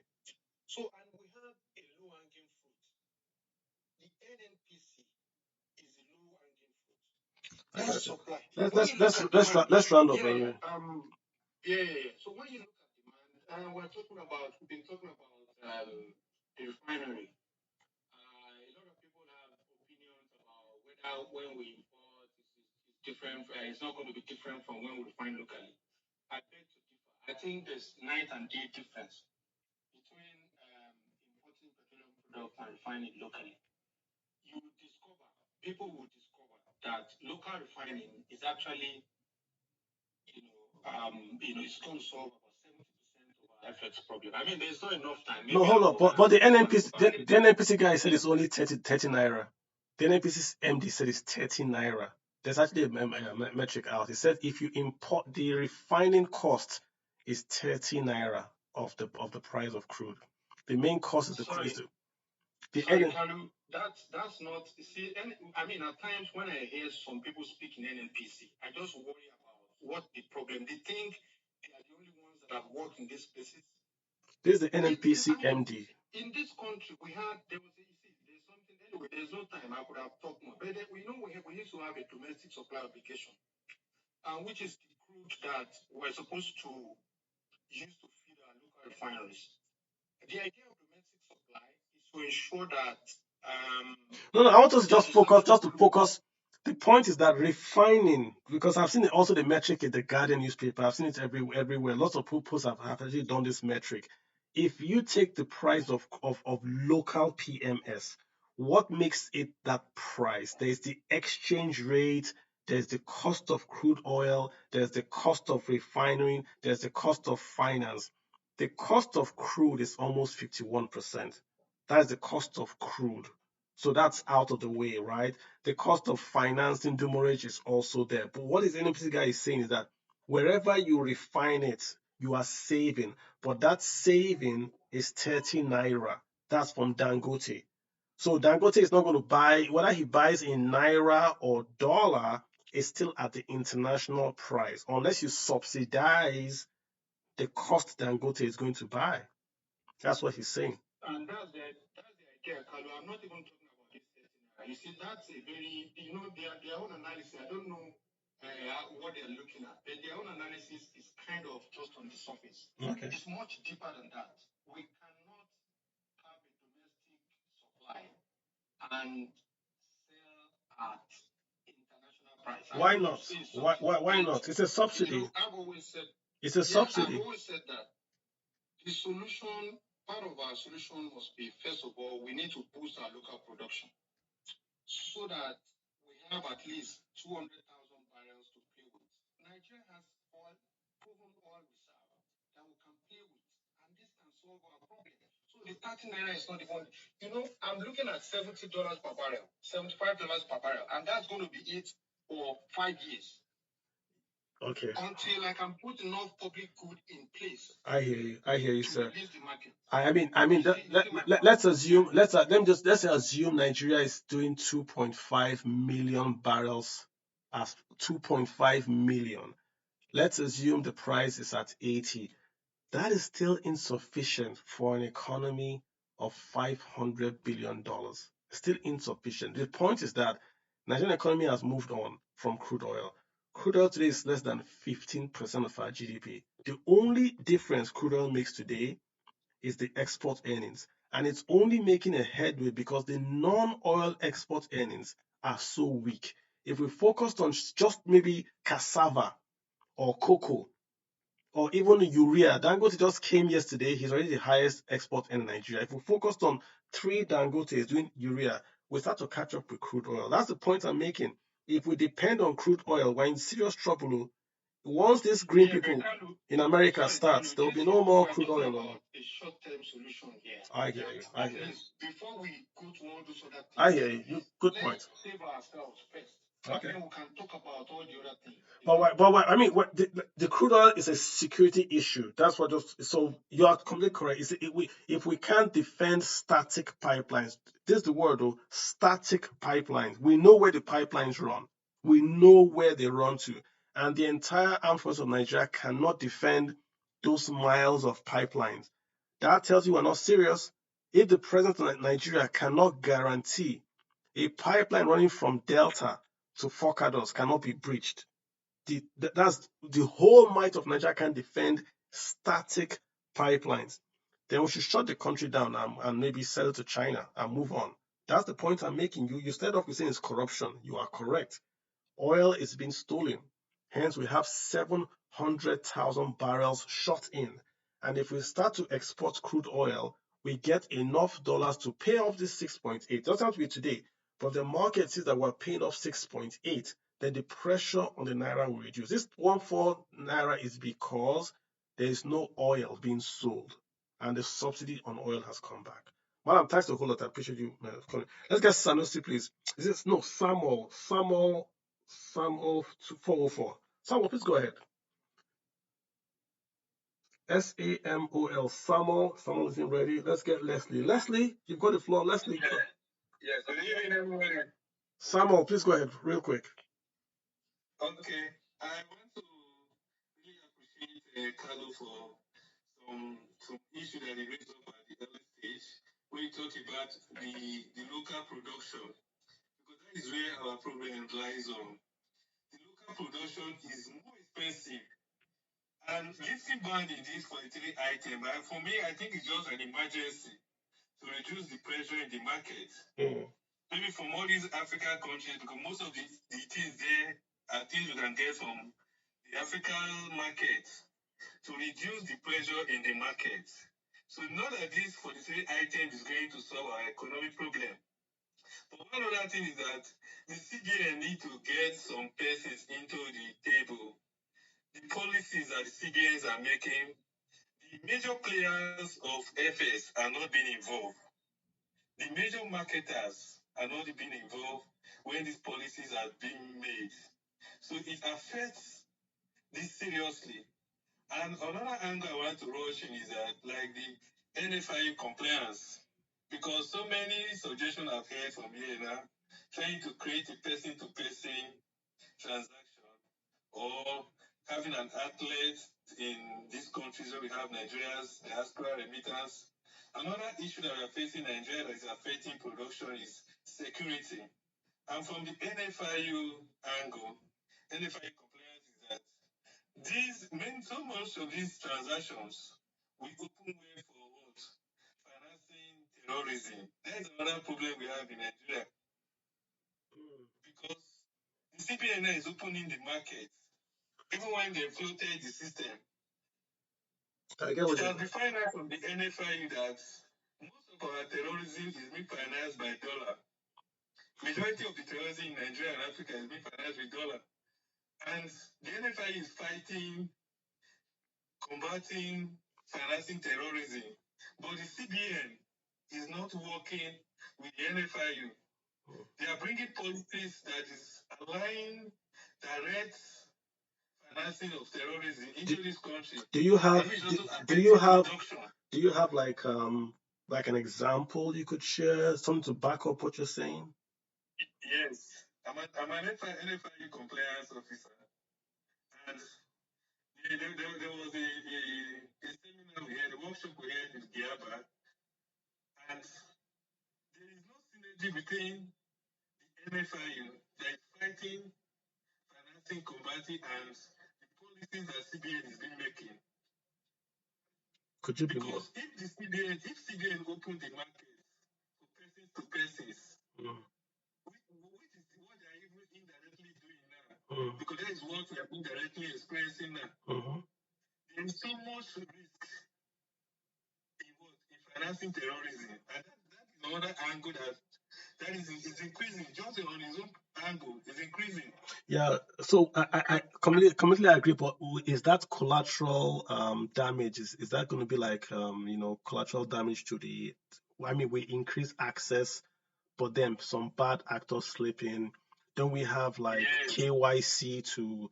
Isn't that what KYC is there for? To ask you, do you know your customer and all those questions? I mean, even in the US, they still have funds slipping in from bad actors. I mean, I get what you're saying, but I mean, but in Nigeria, it is very high because of our level of security. Gotcha. So Good. Not like in the US or in the UK. And that is what the CBN they are failed to consider, because most of their policies being uprooted from this country, this advanced country. No, I hear you. Completely agree. So what would be your take? Would you prefer we keep the holds on just to have a safer Nigeria? Is that what you say, that we keep the guardrails on just to avoid the inflow from bad? Is that what you recommend? Yes. Whatever means that we are adopting must be through the CBN. We shouldn't open all the windows. Even though the CBN is opening the windows indirectly. But we shouldn't open all the windows, because there is another problem arising from financing terrorism, which has reduced our agricultural products by up to 50% from the recent record now. So which is directly affecting local production. And CBN is now saying, okay, let us open importation of foodstuff. But they are not the means. People are not discussing how to tackle this other aspect that is affecting us. No, I think I'm not sure. Look, I get your point. I think the whole idea of the 44 items is not to encourage the imports per se, but that the imposition of the 44 items was an impediment. So they are taking away the impediment. They are saying, before CBN brought out this list, who policed imports? Customs. Customs police import. So it is the customs that will say you can bring these goods into Nigeria or not. The CBN should never have gotten involved in putting out a list of items that are banned or not banned. That's not their job. So the point I make is the customs and the executive will say, we don't want to have imported rice. Then the executive will say, we're going to go and invest in local rice paddy, local rice milling to get the cost of rice to fall. Then that becomes a policy that the customs will implement. What we've done in Nigeria is to put the cart before the horse. Now, we closed the border to rice. We didn't have enough local output of rice, right? Then CBN banned import of rice. We still don't have local output of rice. So it's a bit haphazard. But the CBN is saying we're going to do pure central banking. We're going to do elegant banking. We're not going to get involved in lists and subsidies. That's what I see them saying. They're not pushing imports or pushing exports. They are saying we will go back to our role as the monetary arbiter of Nigerian economy. Just we're going to do the price control and we're going to do exchange rates. If you want to bring in your foreign rice and the market to buy it, so be it. It's not the CBN's job to man ports or to determine what you should import. That's not their calling. Okay. That's how I just see it, my take. Yeah, but good point on the NFI. I think it's a good point that we should not really open the windows too much. We should have that condition. Yeah, Completely agree with we you. have a problem already with All right. terrorism. Olumide, you hop right in, sir. Yeah, I just wanted to raise some concerns about the report from the NFI side, because I think we should not amplify that too much, because if you look at number of bank accounts in Nigeria that really have above 1 million, for example, it's less than 1%. So it's very easy for them to track. The question is that the issue with that system is that those that have the money or those that do those things are powerful circles. So the transparency is not there. We saw the power of BVN, NIN, the days of Desani, all those things. We saw how complicated things were, where they still move funds through. So I think the issue right there is not. I think relaxing such levels will not, for security reasons. Though yes, it makes a lot of sense that a country should watch this transaction. I think the EFCC job should be much more the political elite. We've always mentioned the fact that having an offshore account these are things that it's open news around the world.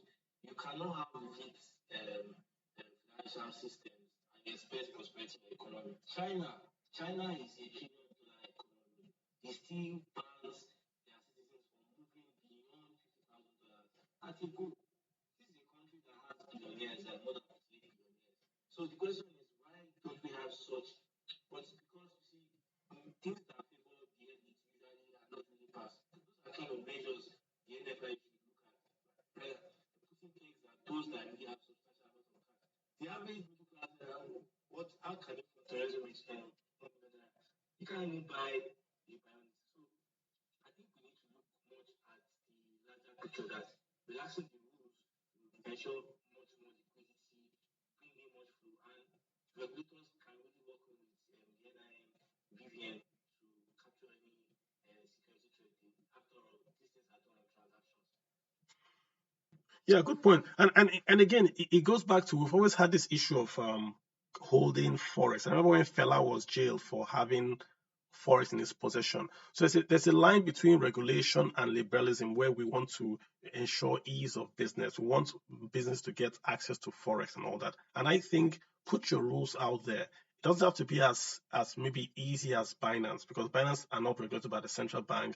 They don't answer to the central bank. But let the rules be less onerous. Why do you need two referees? Maybe one. Maybe if you have a BVN, then why do you need all those other stuff? I mean, make it easier. You are the one looking for dollars. So if I want something, I would make my house, like easy to come to. So you want people to bring dollars to you. They're already going somewhere. So you already have competition. So you're trying to beat the competition. That's how I will take it. So the CBN working with the banks to say how is the best way we can get the flow to come to us away from the P2P boys. If otherwise, why leave? If you ain't broke, why fix it? I'm already there. Why should I come to you? Right? Akin, you've got the floor, Akin. Go ahead. Okay, so I'm very skeptical about the argument that using remittances, bonds, and all these things work. I think it's just more financial engineering after financial engineering. And if there's one thing we know about relying on FPI is the problem of hot money, as Joseph Stiglitz would say. One thing about hot money is they play hot places. So when things get hot, when political situations get difficult, when the financial situation in other countries get better, a lot of the hot money you're attracting will also leave in a rush. So it's not even an idea I believe any Nigerian should be considering, even for the short term. Because a great example is what's going on in Lebanon. They had a situation where they were continually using financial engineering, all sorts of schemes, trying to turn themselves into the Switzerland of the Middle East, giving all sorts of interest rates on deposits on dollar accounts and everything. And then you had the pandemic, you had the sanctions that were brought in by the Trump administration, and basically hot money started moving out, and it effectively collapsed or crashed the Lebanese pound and also crashed the financial system. The problem was that the Lebanese did not deal with the fundamental problem that was affecting the exchange rate and the economy. And these different bonds that you people are suggesting are not dealing with the fundamental problem of the country. The fundamental reason why the naira is dropping isn't because we have 43 band list, or we don't have 43 band list, or because it is hard to open a domiciliary account, or it is easy to open a domiciliary account. It is because we do not have a bid on the naira. There is nobody buying the naira from abroad. And why is that? Our oil is not being sold in the world market. We're not selling value-added goods to the market. Even the services sector that we always talk about, that we should make it easy for Bernabo and the rest to bring dollars in. Those services sectors will not be able to even cater to a week or 2 weeks worth of imports of Nigeria. So when people talk about how we have Afrobeat, how much is Afrobeat really going to bring into the economy? The big fish of the oil and gas, of agricultural products that we should really be looking at. That's why for me, I suggest that the way forward is that the federal government should actually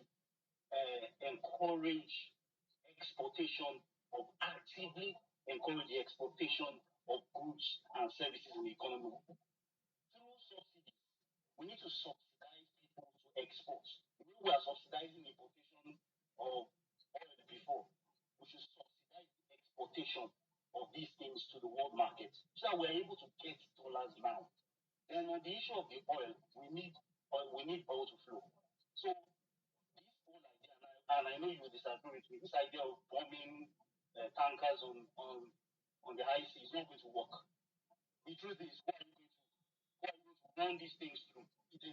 They're going to say on the news they bombed it, and you'll be hearing from contacts in India that the same ship has docked in India. So it's not going to work. The best way to do it is what the Jonathan administration did. We have to appease the conquerors. You can quibble with what I'm saying. You may say, okay, it is festering and we're encouraging bad behavior and everything, but we do not have the capacity to deal with these oil bunkers. We have to find a way in which we get oil moving. If that means that we're going to get bunkers on our side as a government, we need to do it. Because at this point, the idea of governing ships and everything is a ludicrous idea. It will not work. It's going to cause much more environmental damage in the Niger Delta, and so that's implemented. And if it's not implemented as usually happens, you just know that you'll be hearing stories of Nigerian ships docking in random places in the world, then turning off GPS trackers to avoid tracking by the Nigerian government and whatnot. So for me, I will continue to say financial engineering is not going to solve it. It will even probably lead to a greater problem down the line.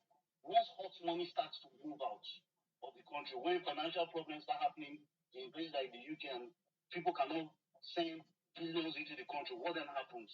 You could have a situation where you have like a 1997 Asian financial crisis thing where the Turkish, the Thai banks and the Indonesian rupee literally collapsed in one day because they were literally trying to use financial engineering to run their system. So please, we should stop this idea of trying to financially engineer our way out of this situation. It's not going to work. We need to deal with the fundamentals of why our export economy is weak.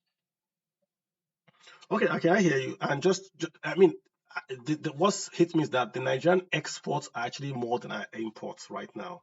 So when you say we don't export, there's no demand for the naira. Where'd you get that from? Our export number is we export more than we import Nigeria. So what I'm saying is that we don't have enough bid. We don't have enough demand for our naira. And if you look at our trade figures, yes, we run a trade surplus, we run a capital a current account surplus, but that's largely because we have tried to squeeze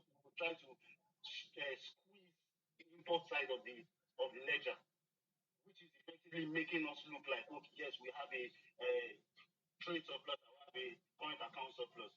The real issue is that Nigeria is not exporting enough to the rest of the world, and that's why I still say we should subsidize people to save goods and services out of the country.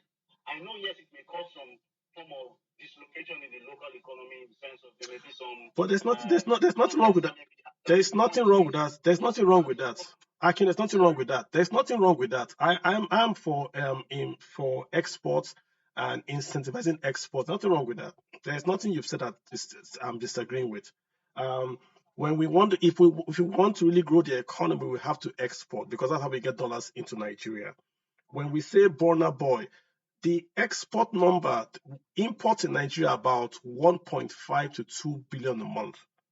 That's the import figure, 1.5 to 2 billion a month. That's what we used to pay our import. We are saying that oil alone can't meet that. If you branch out into entertainment and you can go and have an arrangement with, say, Spotify, all this Nigerian music has been downloaded. You can have an arrangement with Spotify to say if it came from Nigeria, we want to get a royalty from it. I mean, I'm not saying today, but you have to have a plan to start to capture services. Arts, entertainment from Nigeria is huge. Nollywood is huge. There is nothing wrong. Akin, let me land. Let me land, Akin. Akin, I let you speak. Spotify released figures a few months ago that Nigerian artists only got about $12 million from Spotify. How many days worth of imports is that going to finance? But that's if you. Good to say all these things. They sound good on paper, but the raw figures don't match these ideas. That is what I'm trying to tell you. Yes, but Akin. But Akin, hold on. Akin, hold. Are you done, Aki? I want you to finish so I can speak. I don't want you to interrupt. I want you to finish. Okay. What I'm saying is this.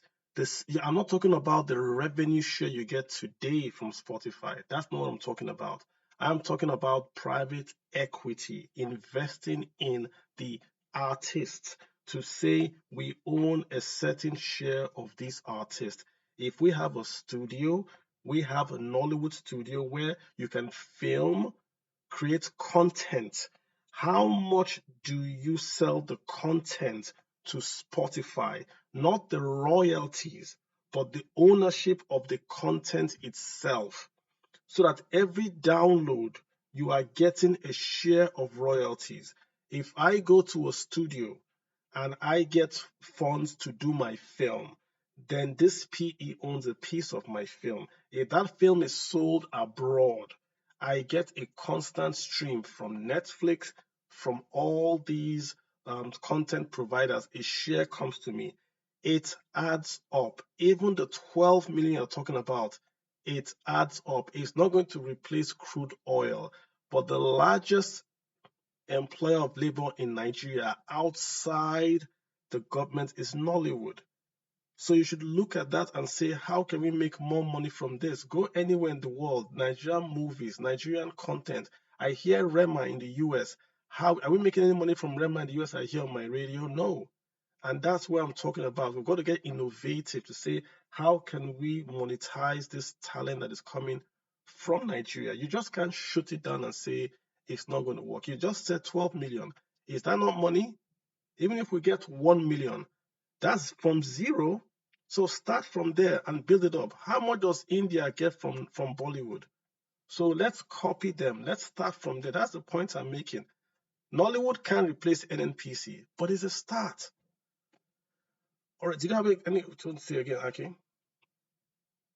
Yeah. So another one solution is yes, you subsidize exports, but then you could even do it in a graduated way. So in the sense that the more value added stuff you're exporting out of the country, the more the subsidies that you get. You could do the subsidies in a direct form, so maybe direct payments to the company, or you could do it through the tax code, or you can even do it through all sorts of through a combination of both. So you would ensure and encourage companies to try to upskill. And the way you could even do it to even encourage expansion too is through a fund. But I understand that going through a manufacturing fund also introduces its own problems because of the poor administrative capacity that Nigeria has. So you could get to bring a new form of graft and all of that. But at this point, I think we literally just need to go for the things that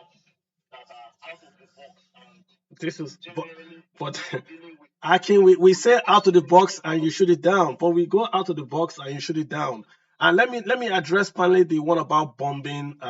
If you guys don't know what Akin is talking about, the Nigerian Air Force is bombing bunkers, the guys that go steal the crude oil in the creek. So when they bomb those things, they burn, they cause environmental damage. It's not the best. But why is the Air Force bombing them, and why do I support it 100%? Because there are many instances in Nigeria where the Nigerian government has arrested a ship with stolen crude oil, taking that ship not to the police, to the Nigerian Navy base, parked the ship there with the ship and the cargo in the Nigerian Navy base, and the ship vanished. Note my words, vanished. This from a base, not once, not twice.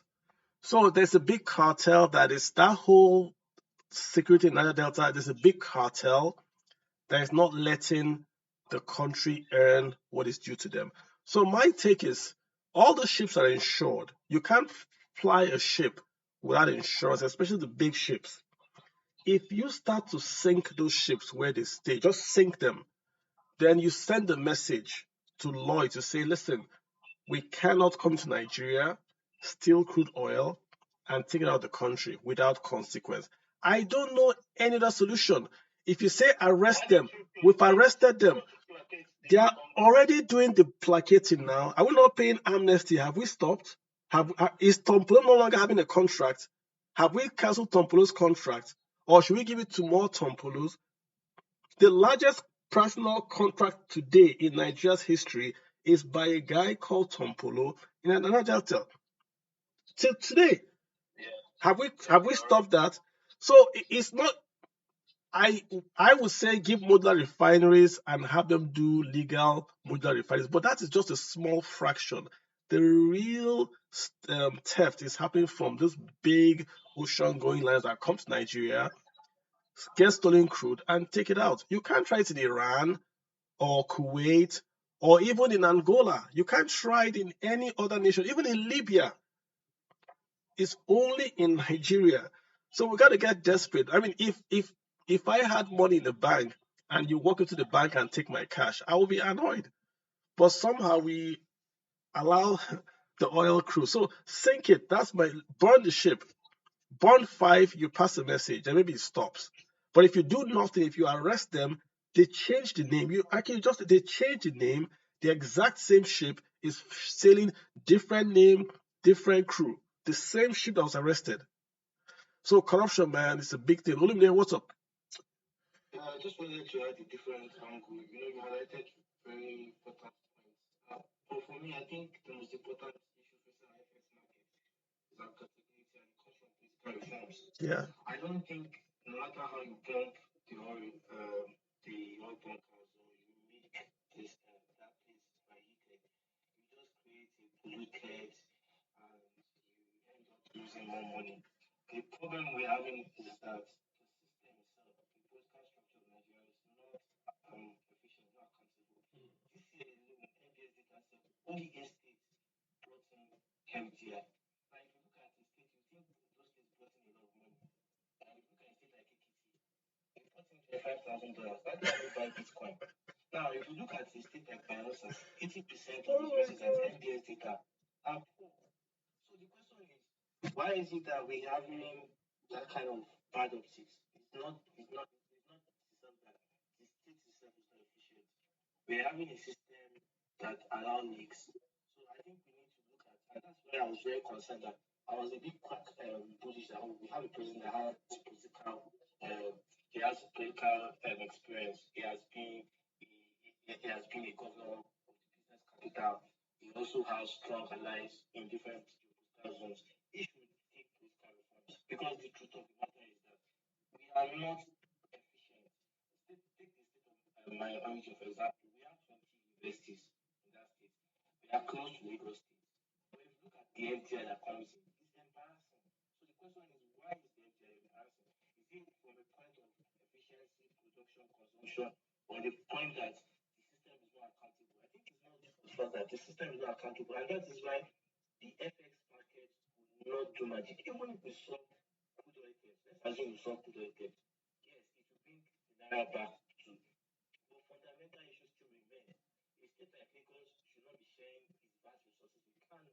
It should. Across that, things like that. So It should we not. need to for that reason, we need to also look at the fact that the FX market are cutting so deep, and it's just exposed. It's going to get worse. I don't see the like all you spoke about digital economy, you spoke about. Yes, I'm a proponent supporter of the fact that this guys will definitely do wonders. The fact that our fintech, our capital market, rate leverage. But the truth of the matter is that a system that does not follow the others rule of law, that is not efficient or accountable, how do you perform magic in those systems? It doesn't work. We've been in many parts of the world. We've seen the fact that it's not the fact that they have resources, but the utility, human capital, and accountable system ensure efficiency. So if you don't have those things, FX market will just be parabolic. Yeah, and only just a quick diversion. When we say FDI came to a state, what really are we saying? That's what the bank is. I think that whole report is a bit funny because if I in Kano get FDI, but the bank I'm getting the FDI is in Lagos, it's recorded as going to FDI in Lagos.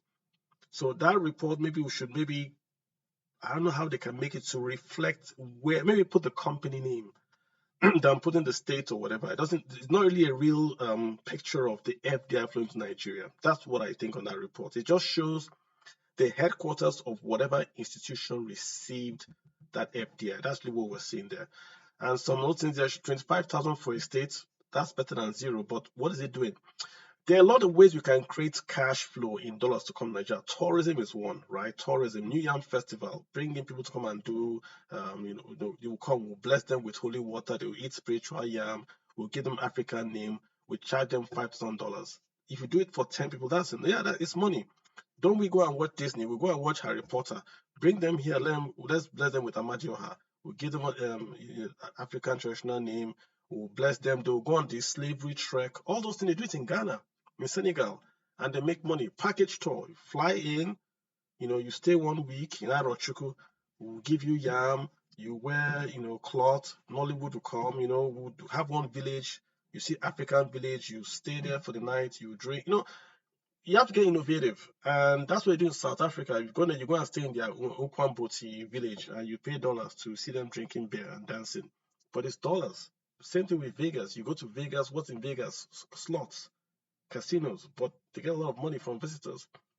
So we have to sort of do the same thing and get the money in. Build, like Dubai said, you build a port, free trade zone, you put a hotel, you make it safe, people will come, you generate a commerce around it, and then you move on from there. Leslie, what's up, man? Leslie, thanks for waiting. I appreciate you. Yeah, so you've raised a lot of points, and there are areas to make contributions from. Now, Nigerian problem is really multidimensional, if you ask me. And let me start by saying that I come from a community in River State where the last community in River State, Kula is sharing boundary with the Atlantic Ocean. And from Kula, you see all of the moving vessels coming in and out of Nigeria. 40 nautical miles away from Nigerian waterways.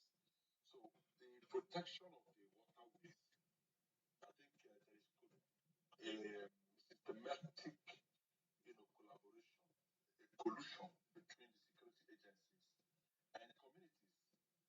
Though, because you can't really exonerate communities, all these things come in and as they go out. However, for those of us who don't stay longer in the village, well, we know that this is happening. Now, while it will lead to environmental pollution and degradation, which we preach or talk against, it's also important that the Nigerian government then finds a way of solving this systemic corruption. Because the security agencies are the main a vessel to a 20 to 40 nautical miles waterways without any security escort. Where there are no security escort, there are views, pointed views where the security can stay and see these vessels moving. It's not, Now, going to Nigeria, we understand that the FX, chunk of the FX we have in Nigeria comes from the petrodollar economy. Because if we don't even refine at all, we won't even have. Nigerian economy or the currency, the naira itself is not depreciating because of the color or the name. The money is not exchangeable.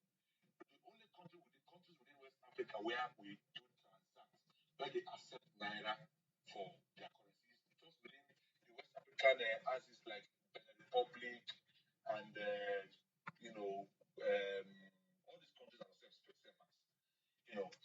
Even in Ghana, where you would want to change dollars, they kind of frown. If you go to those blue chains around Ghana, area, they frown in collecting naira. But in francophone countries, they easily accept the naira. So now the question export we are doing with these countries that even accept naira, so that we will have much volume in terms of naira exchange. So, but it's quite low.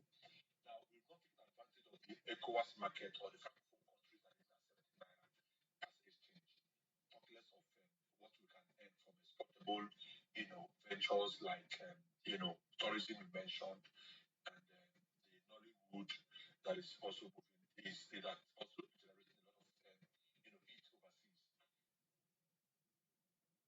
Something complex you will be hearing. Leslie, your audio is cutting in and out. I'm not sure if it's just me, but your audio is cutting in and out. So maybe it'll make you round up. Your audio is really cutting in and out. Yeah. Okay, let me round up quickly. So now, the bulk of the problem, people don't have confidence in the currencies, in Nigerian money. For example, you want to withdraw your own money in your own dollar in the bank, in Nigeria, in the local bank. You find it very difficult to access. I've had more than 3 or 4 scenarios where I walked into the bank to wait for 1 hour, 2 hours, there was no dollar coming in. The next time I come to that same bank, I was given a lower denomination, which is $1, and I was looking for $5,000. I was just, it was shocking, to just say the list that you wanted dollar in big volume. I'd be given $1 in that volume, which amounts to look more useless. So these are the kind of scenarios that will create lack of confidence in the system, thus making it impossible for those who really have dollar to bring it to the banking sector. So you find out people having dollars, they keep it within their private homes instead of bringing it to the bank where it can be recorded and be used for more forex transactions. So this regulatory organizations, the regulatory institutions like the central bank. All right, Leslie. Also the banks, yeah, Leslie. Thank you so much. I appreciate that. Yeah. Your audio just cutting in and out. Yeah, I'm so sorry about that. BBM, I've got you, BBM. Go ahead. BBM, you got the floor. All right. Good evening, everyone. Yeah, can you hear me? Yes. All right. Thank you very much. Thank you once again. And just to add my own 2 cents to this topic that we're talking about as regard FX issue. First off, I want to talk about the alternatives that we could, like the solutions to this problem. And to start with, to me, in my own opinion, I don't think the ban that has been lifted on the 43 items, I really don't think it will have any economic impact on it, because the question we should ask ourselves is that, does the CBN, do they even have the FX to even fund those 43 items? We should all ask GSK and the likes, having difficulties to accessing the FX market and all. So even like commodities that have more priority, including drugs and all, they could not access the FX due to like scarcity and all. So not just like some other product that made it up to the 43 and all. And also, I would like I agree with you, Kalu, on a point that you do make often that one that the rates of the naira to dollar of about 1,000 is subsidized rate, and in addition, we shouldn't blame maybe someone in the UK or in the US trying to send money to the Nigeria and making use of the unofficial rates. We shouldn't blame them, of course. Like, who will see 1,000 rates and 700 rates and go for 700? Like, it's not logical. And to me, I feel it's a loophole which is being caused by the CBN by itself, which is arbitrary. Like, it's what someone rational will do. So I feel that it is the responsibility of the CBN to fix this gap. When they fix it, then people will have, like, then people can decide. But everybody knows that there is an unofficial route and everybody have access to it. So definitely people want to patronize it. And also, as regards some of the ways or some of the solutions to this FX issue in Nigeria, is that there should be like there's some importation that really needs to be discouraged. Just yesterday or thereabouts, that the news reported that about 360 Lexus or 360 SUVs will be imported for the senators or the reps and everything and all at the rate of 160 million naira per one.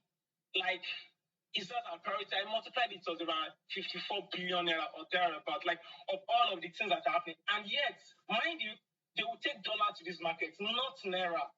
And yet we are complaining that there's no dollar, there's no dollar, there's no dollar. And yet this is what we are using the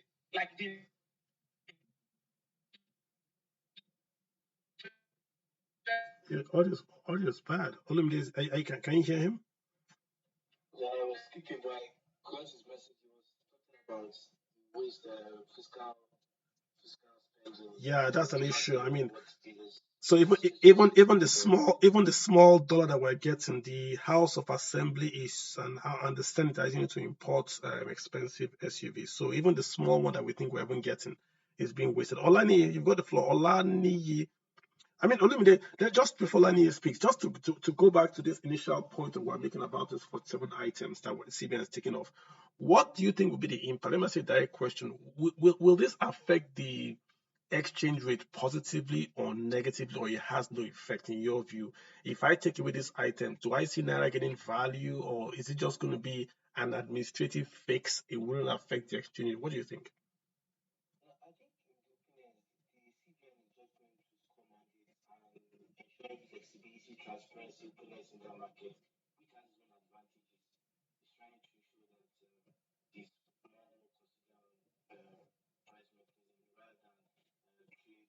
Apparently indicated that it should be the work of the trade representatives or customs. So I think that has some positivity. But the issue right now, what many experts are saying, is that the reasons why we had that 43 item ban has not been solved. And it's just going to amplify the liquidity strength of the market. So in effect, it's more like they've done the right thing to allow the currency perhaps have the support to appreciate. It is itself does not move the needle on the appreciation or otherwise of the currency, more or less. That's what I'm hearing you say. Just as a standalone policy does not really affect. Okay, I hear you. Let's get Olani. Olani, go ahead, sir. Greetings to everyone. Yep. I sincerely appreciate your contribution about the economy, and I want to even appreciate more Olumide because educating us more, stock trading, forex, and FX, and you to about the economy. Because one of the major problems I think we have education, most of the people are not informed or have the right information to make the proper arguments or for proper solutions. Like, let's talk about the security challenges we have now. The first thing about the security affecting the economy is how do we make the right policy to affect our economy. So, on the first instance is let's make security as a business. So, like, we have different, our oil in Nigeria is even lesser than most countries in Asia and North America having, but they are able to secure their pipeline. Even within the US with multi-diversity, they are able to do that because they make security as a business, even for the military or for the private entity. But in Nigeria, we do that in a such a way that we create bottleneck and ethnicity in the way we attract our security. That okay, one aspect should be able to secure this aspect because they know that part more. Rather than we should be able to use data points to know what to do. I have an engineering background, and when I know that okay, if let's just say an oil well is pumping at particular flow rate, you will always know the certain output at the end. So when the certain output is dropping, you can know that okay, something is happening in the midpoint. How do we want to solve this? So once you pump in, you know what you are getting outside. And if it's lesser, the security should be able to account for it.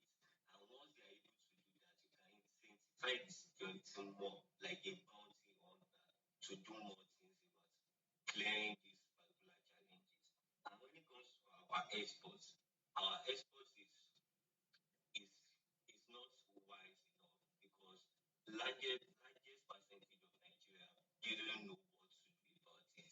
And when it comes to stock trading, is what the economy is actually, US are actually making more things about.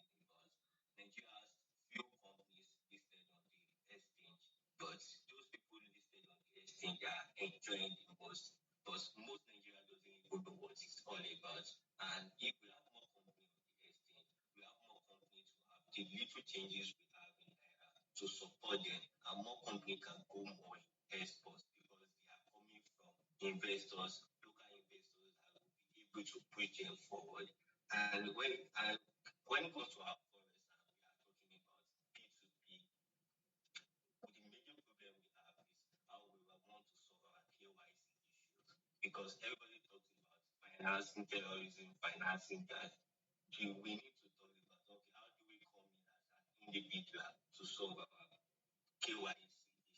How do people finance and we are able to track them and we are able to get more liquidity into the country and more FS into the country? And that will solve many problems in terms of ease of doing business. And major thing we need to educate people about it's not educating in terms of politics.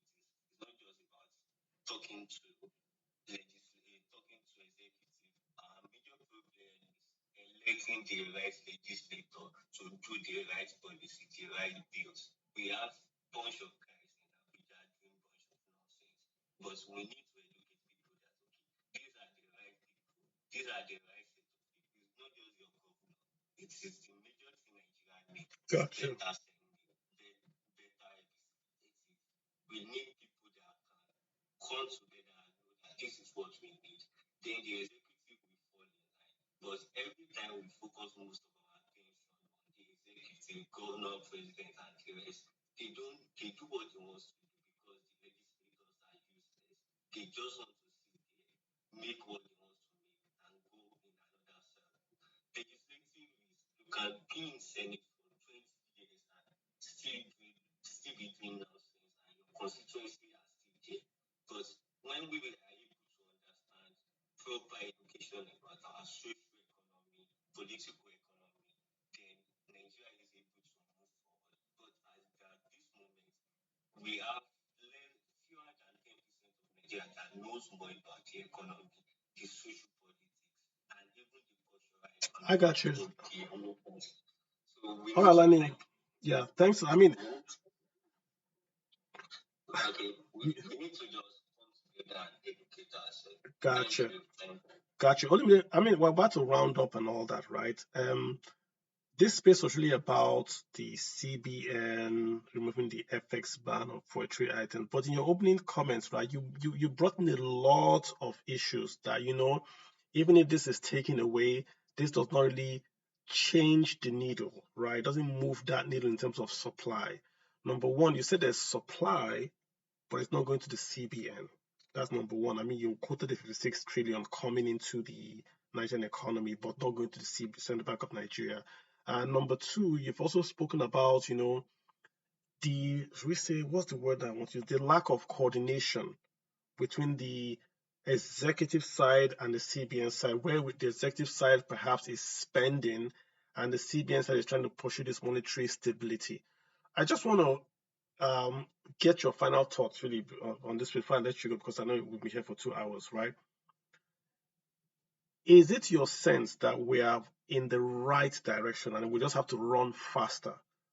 Or are we still in the wrong direction and we're just maybe not moving? But would you say we're now in the right direction and now we have to then run faster to achieve our monetary and exchange policy goals?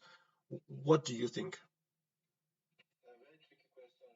So when the president came to power, his body language and statements really showed some sign of hopes, at least in the markets. And there was this FT report that validated some of my concerns. I recall that I was quite critical of the way the CBN, the former CBN governor was treated. And through some propaganda, so like, the market is rising. They didn't get the message.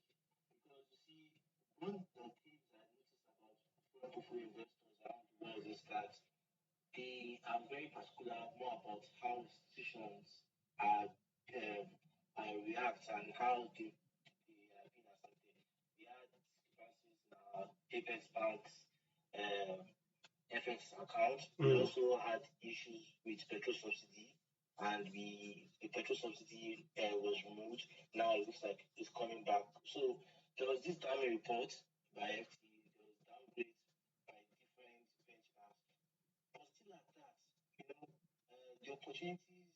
So it's more like there was a direction, but now the direction is freezing. So I would have preferred that we were in the wrong direction, because if we're in the wrong direction, the reaction would have maybe made the driver, people be screaming us, the driver would at least turn around. Interesting. The reason why we're not screaming so much right now is because we're not seeing the impact yet.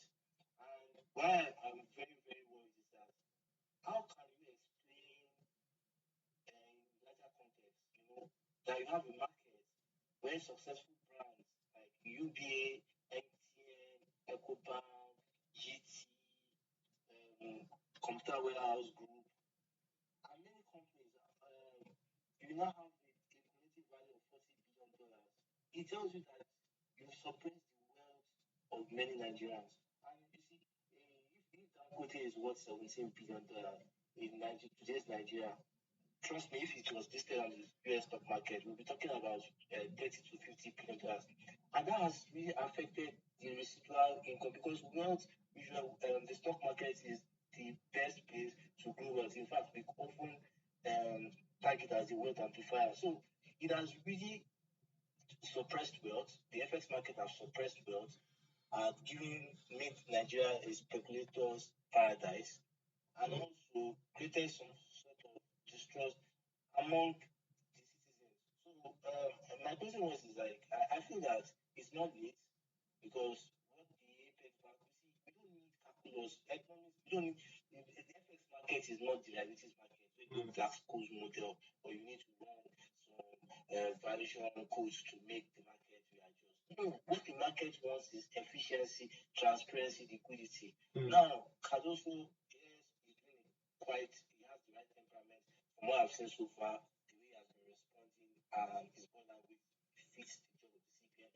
But the FX market cannot wait, because he has been quiet. He has been quiet until recent days. We spoke in Morocco. He has been quiet. FX backlogs are still waiting. It's better he clears some and delays some than just saying you are quantifying and verifying the market. That's not a good sell. Then another thing again is that the Minister of Finance shot himself in the foot. He first said that we're not going to the markets, we're not going to multinational, we're not going to get debt, we will focus on community funds. Now, a few days ago, we talk about seeking World Bank $1.5 million loan to fractional funds. So an average foreign investor, they will ask you that it's what are you saying? I had seen another thing. So these are things, conflicting signals. It has to stop. It has to stop. And finally, the president has to reduce the amount of appointments, particularly this appointment. Why do we have more than 18 media aids? What message are you sending? First of all, you complex the media with different complexity. We don't know who to listen to. We don't know who understands this. We don't know. So you see different policy messages sent to different systems. That's why you see some people, you see some artists, they break some news. You see another place differently. Like the Minister of State of Petroleum saying that we produce 1.7 million barrels a day. OPEC is saying no, we produce 1.5 million barrels a day. These numbers are very important for planners. If we can't get these things accurately, then how do you plan a country? So these are my concerns.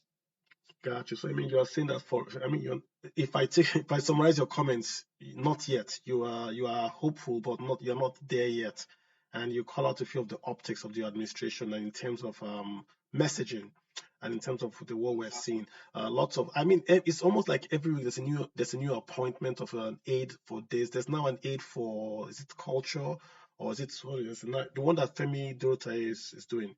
There's lots of aids. It looks like you get an aid, you get an aid, everyone gets an aid, like Oprah, and all that kind of stuff. So I'm not really sure where that's going. We have to run a very lean government, and I see that the words and the actions of the guys that are leading the country right now do not show that there's a crisis. We're talking on the space now about the dollar crisis. We don't have dollar to fund import. We're here Nigerian banks can open up LCs, can get them funded. But the lifestyle and the spending of the government is not really jiving with what we on the ground are seeing. That's where I know I'm getting it wrong, or I think I'm getting it wrong. There is no speed, there is no urgency, there is no let's get this done today because we're not sure if tomorrow this thing will still be going on. We've seen, like you said, what happened in Israel, $30 billion released by the central bank immediately. But not just that, in America, Florida, New York, I think it's California and Texas, they all came together to buy Israeli bonds. And that takes the pressure off Israeli yields, which helps their economy. That's how you use your diaspora. You use your diaspora strategically. It's not the Jews, in quotes, buying those bonds, but it's Jews influencing the governments of those states to buy the bonds of Israel, which is helping the economy of Israel. So the diaspora person for the government has got to be, again, we have to go back to get someone that has gravitas. I don't mind someone like Tinelumelu being Minister of Diaspora. Someone that can go to Germany, go to the West and say, we want to get this done. He can communicate and talk in the language of FDIs, FPIs, and understand how to track those investments back home. Not just cash, but technology, opening doors for Nigeria, setting Nigeria's policies, getting across those things we want the Congress to see. I see him talking to everyone, the president of Germany, the chancellor of Germany. I see him talking to Biden. So he seems to have a way to get into these places. Tap that kind of guy, and say, hey, this is going to be your job for Nigeria. It's not going to take a salary, but we want you to open up doors for us, sell policy for us, sell our bonds, and that's going to be his job, right? The Minister of Diaspora has to be, that's going to be a cabinet level position, answering to the president to say, my job is to bring investment to Nigeria, to sell Nigeria's story outside. I think that's going to be a way we have to think outside the box to use the best that we have to get that what we want. But I just feel that we're moving a bit slow. We seem to be stuck. I'm not seeing an economic plan out here. These 43 items should have been done when we removed the peg.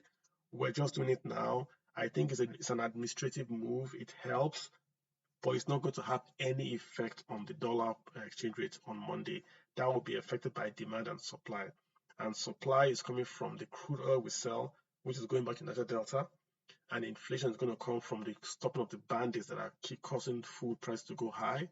So the crude oil prices in the Niger Delta, food inflation in the Middle Belt, if we can fix those two issues, then the economy can then start to react to these policy moves by the central bank and Minister of Finance. That's my own take. For now, I think the army has got to get involved in the security, right? We have to focus on the security aspect first to allow the policies to then work. If we take NPR to 25, it's not going to fix inflation. It's not going to cause oil to pump out of the ground. Sadly, it's back to a security issue. That's just my take. So, guys, we're going to round up now. Look, I'm going to have any last words, and then we'll just sort of close down the space. Yeah, I think you said it all. I just wanted to also talk about the fact that we also need to look at whether there are a lot of opportunities in the country. In fact, with the problems facing the Nigerian space, I still tell investors, analysts, people I work with, different parts of the world that Nigeria is still the best market. Because if you look at the valuations of our companies, you look at the prospects, you look at the entities, there's no better place to make money than Nigeria. And that's why I said, see, the president, if he can give whatever mechanism to ensure accountability in the system and allow the CBN have an efficient FX market, trust me, even if it's 1,500, let it be stable for 1 year. A lot of people will plan with this. You cannot expect the petrol market that takes a couple of 2 to 3 weeks to ship in to be trading at the volatility of the naira. Bitcoin is less volatile than the naira in the past 1 month. That is how bad the naira has become. So these are concerns I really have, and I just wish that the president succeeds because it's our own interest the president succeeds. And despite criticism about some of the policies, we all want a better Nigeria.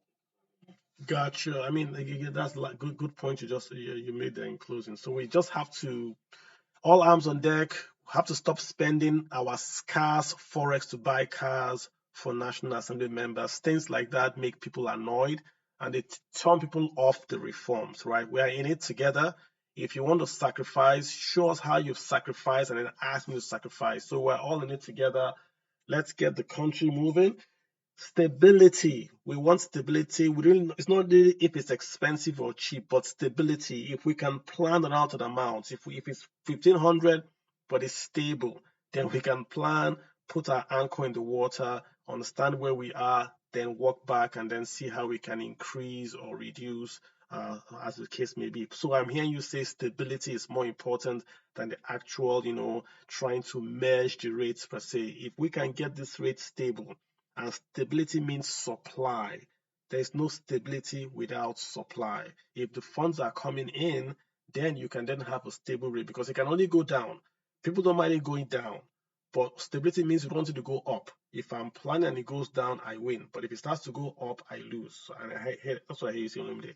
All right, folks, thank you so much for tuning in with us. We do appreciate it. We're going to shut down a bit early. Normally we stay for 3 hours, but hey, we'll be here for about 2 hours, 15 minutes. So I thank you all for contributing and speaking. I appreciate all the comments. It's one Nigeria, and we're all part of the journey on. All right, guys, take care of yourselves. I'll see you guys next week. Thank you so much. And I wanted to comment to Patel's like easy.